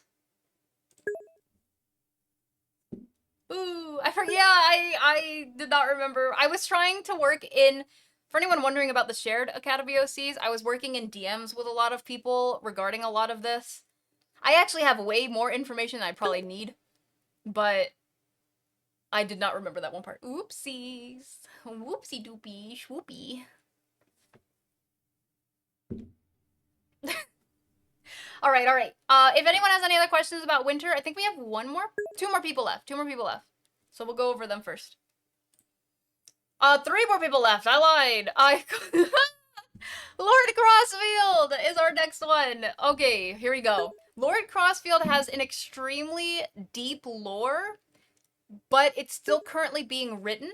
So here is a very summed up synopsis of Lord Crossfield's lore. Okay.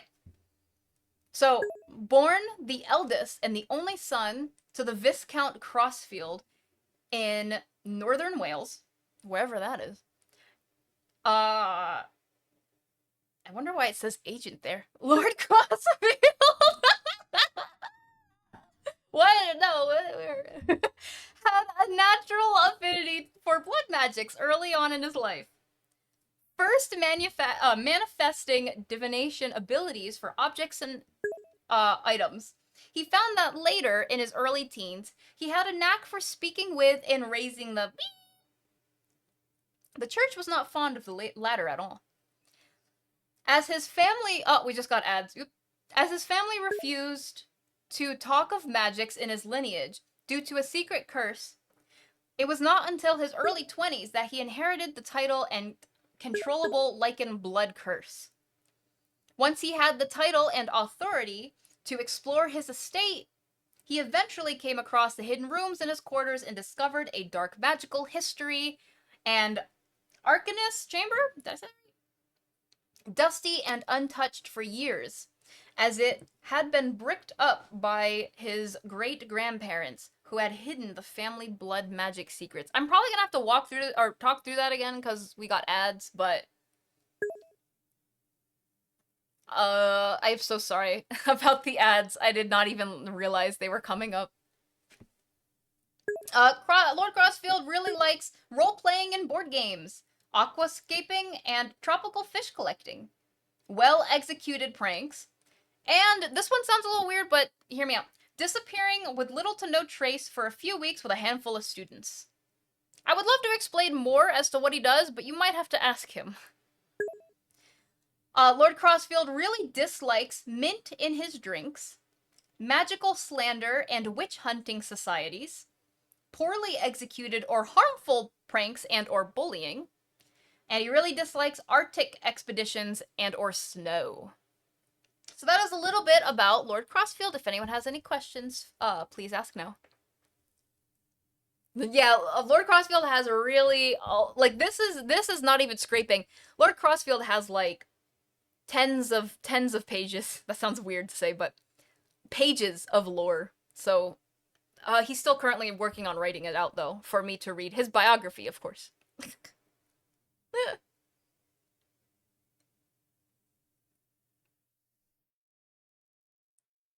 I want to move on, but I also feel bad for anyone that didn't get to really see this because then ads started playing. So, I'll stick on this page, but let me open up his stuff real quick. Lord Crossfield is 38 years old. He is lichen human. Like, does that make sense? Lichen human? Oh, he has a nickname. That's why. I was like, wait, why does it say agent? His nickname is Agent or Jester. So while his full name is Lord Crossfield, he goes by Agent or Jester. Either or. And he is currently the Academy's librarian.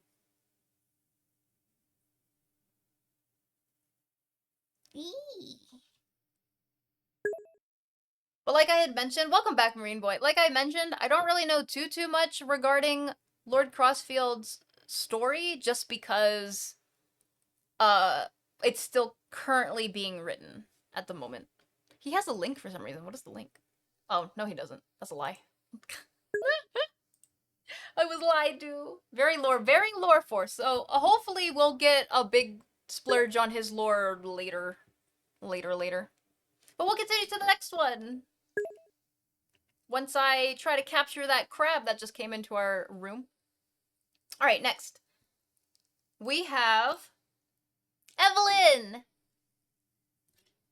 Evelyn was already a skilled nurse, even serving as a field medic in combat zones early on. She took work as a private nurse and caretaker after that ended, and did very well before losing one child she was caring for. She heard about the academy, but her reasons for coming here remain a mystery. But she is very skilled as a nurse, and we really needed a nurse. Evelyn! Oh no! Evelyn likes feeling helpful, seeing others succeed, painting, spinning staff techniques, and singing while she works. Evelyn dislikes loud spaces, others in pain, her own shortcomings, being isolated, and having the spotlight on her. So there's a little bit about Evelyn. Evelyn is Also, Oz Cyphara's OC. Yep, I have the hiccups, help me. How long did it take for the academy to get a nurse? Basically, like 6.5 years. 6.5 years, Rim. I mean, it's not like we didn't have people who couldn't heal with healing magic, but again, Evelyn is there for, like, she could do, like, a lot. And she's skilled. It's skill. She's a skilled nurse. Yeah. No worries, thank you, Garcias. Does anyone have any questions? If anyone has any questions from here on, feel free to just ask, because we are getting towards the end. Next we have Yamiyo Fujino, or Yami, aka. Yami was fascinated by the prospect of space magic when she saw them used by a traveler helping others, and made it her goal to try and do the same in her own way. Partially due to the space magic interfering physically with the world's elements versus the illusions masking properties she had known her whole life. Hey, look, it's Yami. Born on a new moon, she grew up in a forest called Lilyrum, a place that is full of beautiful purple flowers and many creatures, a large number of predatory and tribes that use illusions. Yami is able to extend her nails into sharp claws, and she's trained from a young age in the forest with her family. Some things that aren't written: Yami is currently a student at the academy. She is a student working, mostly looking towards, if I'm not mistaken, hand-to-hand combat? So she actually is a student under, Winter. Oh, she, like, disappeared for a second there. The heck? Ah! Oh my goodness. Yeah, she's Winter's student. That's right. Oh, wait. Kind of? She does a lot of... Now I don't remember. Because this one I had written in a document rather than on Toy House. I have so much stuff written down, but it's in a billion different places and not in one specific place. She's also a wolfkin, by the way, her race. But I don't remember exactly what she's... I know she's a student. I don't remember exactly because it's written in another document somewhere. Help. Regardless, yeah. She probably has definitely trained with Winter and Chamber. For sure, for sure. How many of Winter and Chamber students went on to join the Academy's security team? You would know better than me, Rim. You would know. I do not know all the students that you guys have had. Alright, we have, I think... Oh wait, that was the last one. Are there any overall questions? We are now opening it up to any questions anyone has about any of it. It's all open, and we can go back into the slides now. Finally! Finally! Whee! Exactly. Oh, man. Oh, I did not say. Yami is Dark Lad's OC. Yami is Dark Lad's OC. Yippee! Oh my goodness, I felt so long-winded, and I feel like I talked a lot. Let me take a drink, hold on. I think after this, I will start opening... Actually, you know what? I'm gonna start opening signups if people want to do their lore. But I'm probably gonna take a bit of a break first. And, make, like, a sandwich or something, because I'm really hungry. Ah, I clicked on the wrong thing. Alright. Who's friends with who? I know we scratched a bit of an idea ago. Alright. So this is where it gets a little complicated, because when it comes to the shared OCs, I'm not, unless I've already been told, I'm not 100% sure who else they might be friends with. Because again, since it's a shared OC, it's not just me to say, it's both me and whoever I share it with to say. But if you want to know in terms of the OCs themselves, not just the shared ones, let's see. Almost everyone, I know, weird to say almost, but almost everyone is friends with Spelly. Which makes a lot of sense as to how they got hired. The only ones that I would say aren't really friends with Spelly would be like Mine is not really friends per se with Spelly. And I think that's really it. Rascal is an interesting way to say friends with Spelly. Because Rascal, oftentimes Spelly gets on Rascal's nerves, but Rascal still appreciates the opportunity that Spelly gives him. So, but definitely probably Mine. They're not really friends per se. Yeah, have a good one, Oz. That's no worries. That's no worries. I will open it up now while I go make some sandwich stuff. Let's see. Review, manage. And I'm only gonna make it 1 point. I don't want it to necessarily cost people. I just need to make a list. Okay, add new. It's gonna be talk about your lore for 15 minutes. It's gonna be cost 1. So it'll also be at the very top, hopefully.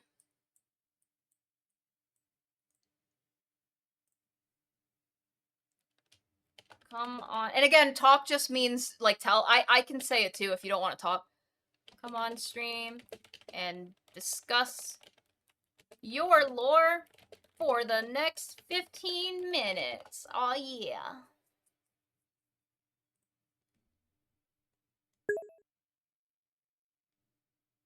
Okay.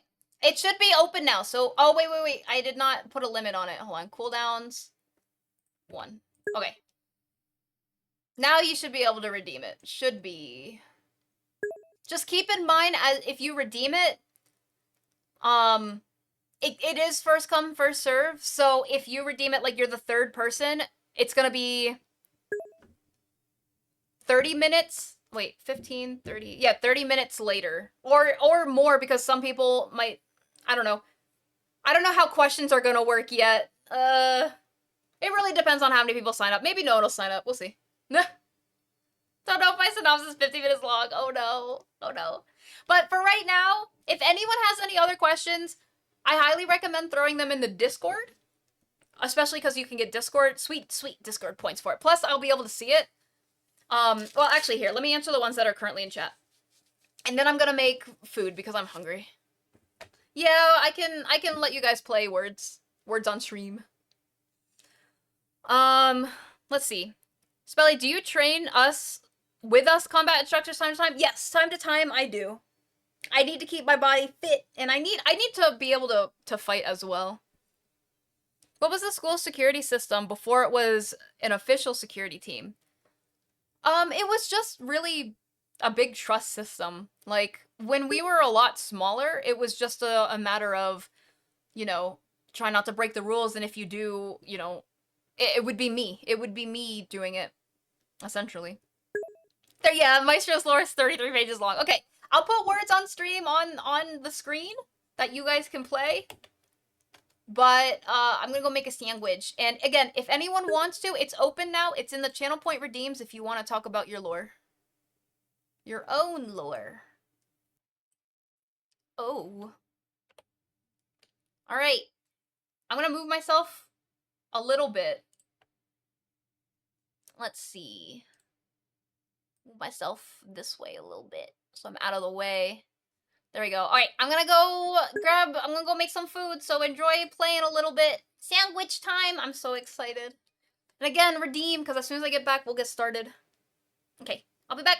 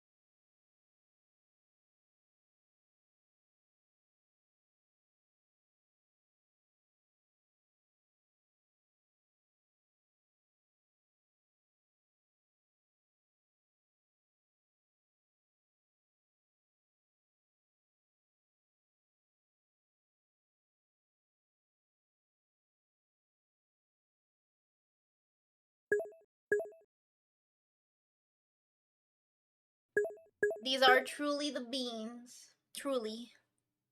Alright, I am back. Oop. Alright, I have received Miso's lore. So, Miso does not want to say it. I will say it for Miso. And so, here we go. Thank you so much for playing Grim on getting first place, and then followed by me, and then Sketchy, Aokuri, and Kittylarius. Thank you guys so much. Thank you, thank you. How you doing? I feel a lot better. I had a lot of food. Actually, I didn't drink anything though. Let me drink a little water, and then we're gonna move on to reading Miso's lore. So here's the document Miso gave me.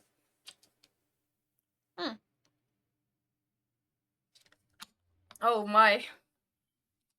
Miso says they don't know if this will fit into 15 minutes. I could try though. I could try. It's not really a biggie though. I already told Miso why. It's so small. Don't worry. Yeah. Speed reading time? Alright, you guys ready to time me? You know what? I'll start in 2 minutes. You see where it says 16:38 at the top left? I'll start in 2 minutes and see how fast I can get through this.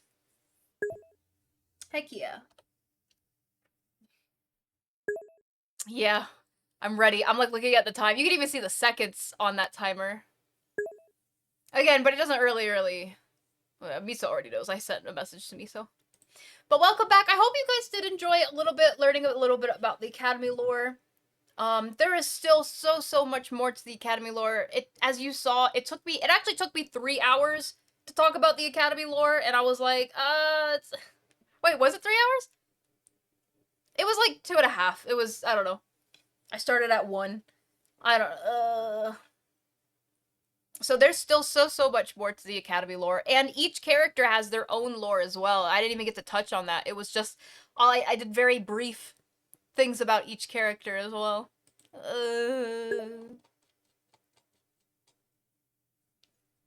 You missed the entire yeah, that's fine. Don't worry about it. I will highlight the Academy lore in case anyone does want to go back and take a sneaky peeky. Alright, I got less than 30 seconds. You guys ready? I'm not gonna try to make it so it's unreadable, but I am gonna try to see how fast I can- Oh my gosh, SpongeBob SquarePants is on Discord! Alright. Let me move over. Okay. So, this is Miso's world-building lore. Here we go. A cyberpunk meta-humor side series involving some of the inhabitants of Delta City. A combination of skits of their life and production of the show to snippets of the show itself reflecting on a common theme. The main cast are participants and victors of a writing competition held by a production team with little regard to their own desires. Placing them... Hold on, let me actually zoom in a little. Placing them... where did I leave off? In various situations and antics for the sake of the show's fans. Over time, the cast began to form a rather sisterly bond with each other and do their best to survive the hectic lives of the rapidly raising fame. The show itself draws heavy inspiration from the cast's experience, often portraying exaggerated versions of their personalities. The overall story of the show includes the cast obtaining magical girl abilities derived from a cosmic bag of jelly beans. They are the champions of flavor and happiness, constantly protecting the city from the forces of evil. From the evil forces of Bland. World building. Delta City, a sizable metropolis that, as the name implies, is situated on and around a river delta. Delta City has many technological advances in transportation and resource efficiency. Levitating vehicles, robots that behave very human-like, and hard light manipulating devices are a few examples of their achievements. However, the majority of human activity takes place in this city, as the outside world of overgrown ruins remains inhospitable without proper gear. To top off the struggles of humanity in this city, it is under constant attack by a mad scientist and his army of mechanical marauders. You know guys know what I mean.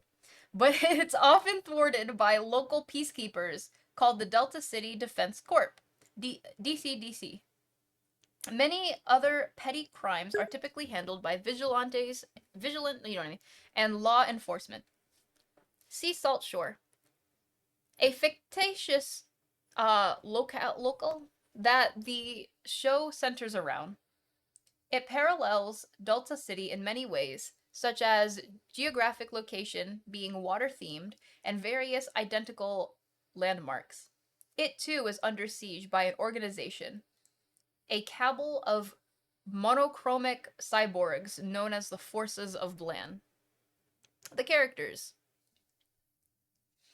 Minthi, the esteemed recipient of the writings competition's grand prize.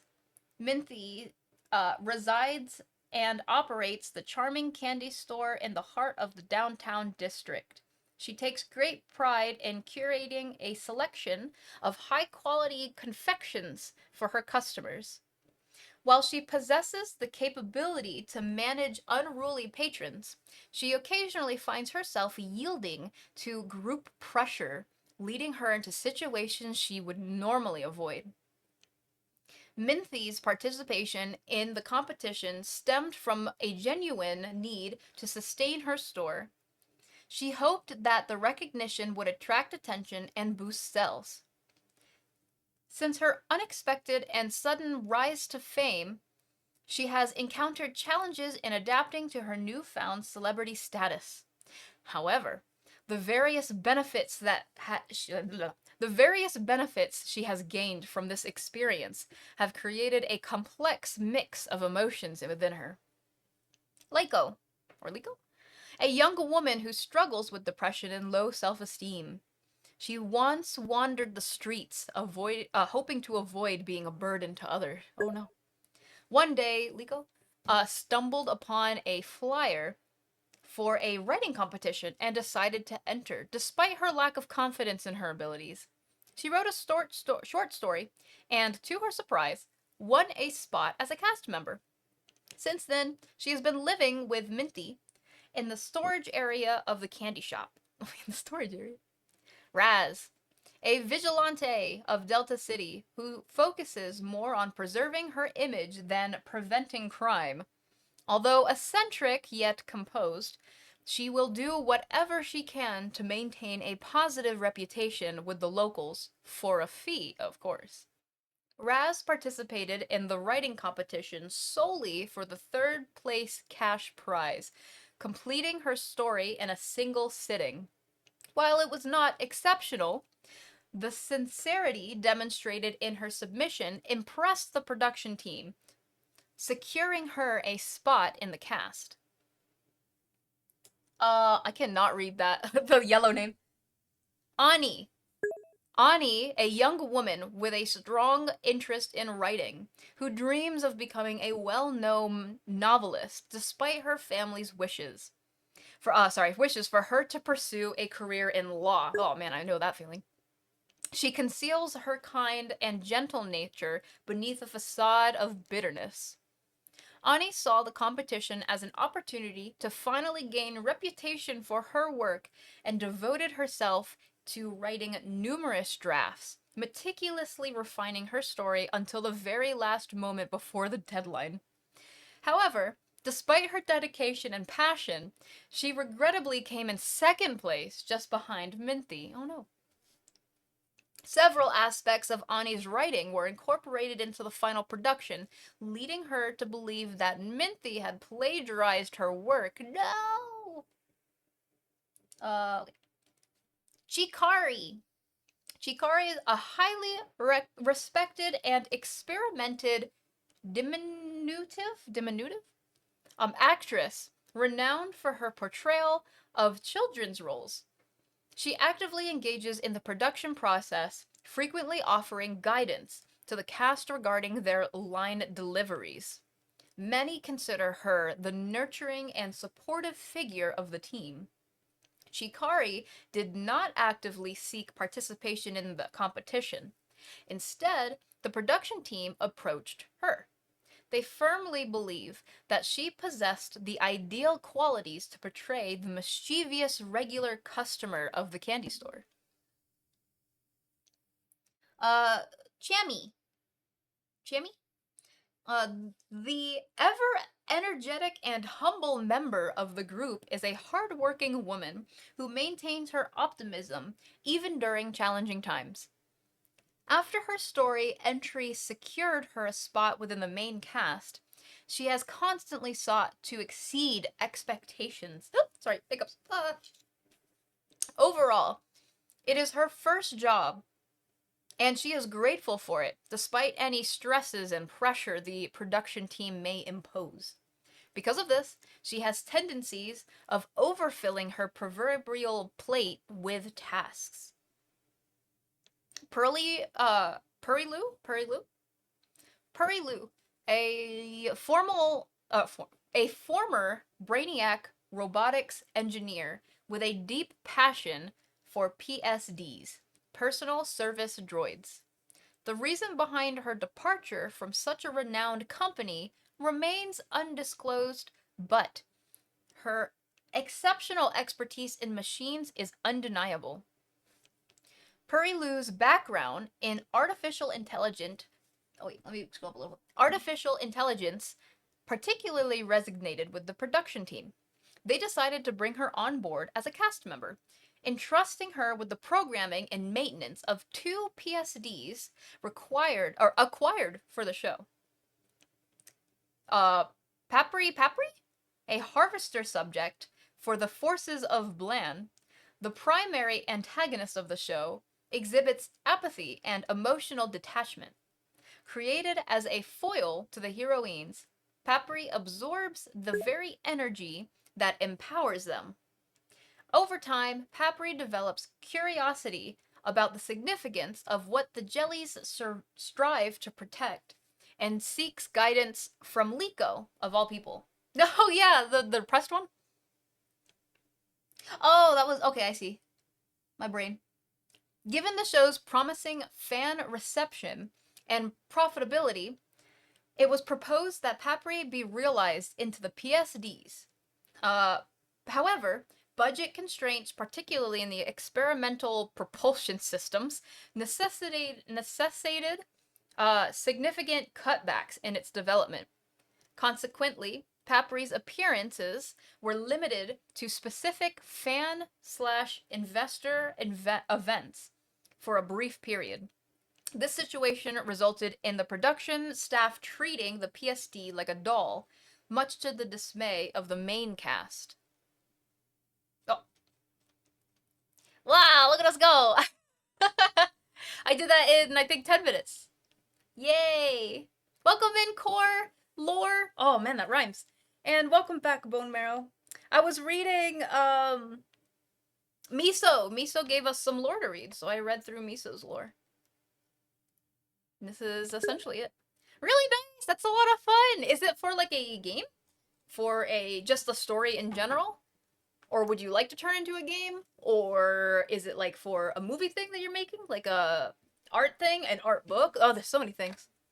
Let us know. And if anyone has any questions regarding this, please feel free to direct them towards Miso, because I don't know. I do not know. Yeah, thank you so much for sharing, though. Very short comic that I thought of. Oh, you're gonna illustrate it and everything? Do you have, like, designs of all the characters and stuff? Now it's my turn to ask questions. Oh, sorry, I clicked the wrong button. Oh wait, I'm gonna steal this and I'm gonna move it this way. Does anyone have any questions? See, it all lines up. It all lines up. Are there sketches right now? That's okay, that's okay. Oh, I clicked the wrong button. Hey. Thank you so much for sharing with us, though. I really appreciate it, Miso. Now I have a question for Talking Comics. Have you read mine? I have not read your comic, Bone Marrow. Yeah, this is not just about lore, like, what, VTuber lore? It's open to lore. Thank you, Miso. I really appreciate it. Aw, Bone Marrow. But alas, it is that time, I suppose. we are going to go and say hi to someone. And I'm gonna catch that Pokemon real quick. Let's see. I would like to say hi to... I want to say hi to Spectre, but she's doing ASMR, and I know a lot of people had mentioned they don't like ASMR. So I'm gonna hop into her channel and be there myself. Hmm.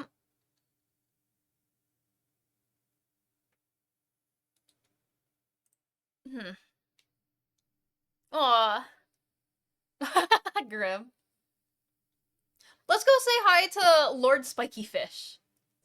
I have really bad memories, so I don't really remember, but I must have met them somewhere. Or I think I actually raided them a while ago. And I must have really liked their stuff because I followed on the raid. So let's go say hi to them this time, because I don't know. I'm curious. I'm curious. So thank you all for... Oh no, Kin! Kin! Welcome in, Raiders! Welcome in! Hello, Raiders! My name is Spelly! I am your headmistress witch on Twitch, and I do art and animation like this.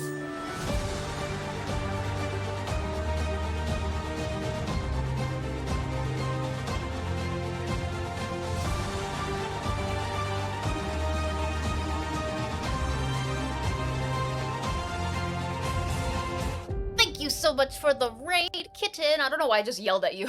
I just straight up, I was like, I straight up yelled at you, I'm sorry. Kitten, we were just about to raid! We were just about to raid ourselves!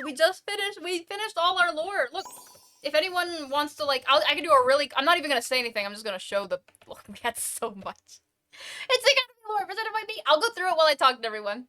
Yandere! Wait, what? Thank you so much for becoming a club member here at the clubhouse. I really appreciate it. What's the VOD? I'm gonna make it into a highlight. The VOD's kind of long. I'm gonna make it into a highlight so that it... I mean, most of the stream was the lore, but this is essentially what we went through. All of our lore! It's our extended VTuber lore. And by VTuber lore, it's basically not even about me. It's about... it's about, all of the world. Everything that the Academy is built around, all of the OCs in it and everything. Crazy, bro, crazy. How was your stream? What did you do? What did you do? Well, I'm just gonna show... I'm not even saying anything. I'm just showing through, like, a really rough, basically everything that we had gone through today for the last, like, 4 hours. Aw. Oh, wait. Little Goody Two Shoes? I don't think I've heard of that. What was that game about? And how did you like it? Lewis Fixie? Wait, Lewis, thank you so much for becoming a club member here at the clubhouse. I really appreciate it. Thank you, thank you. Thank you, I really appreciate it. Yeah, we have extensive lore. Hold on, I'm gonna switch back. We have extensive lore.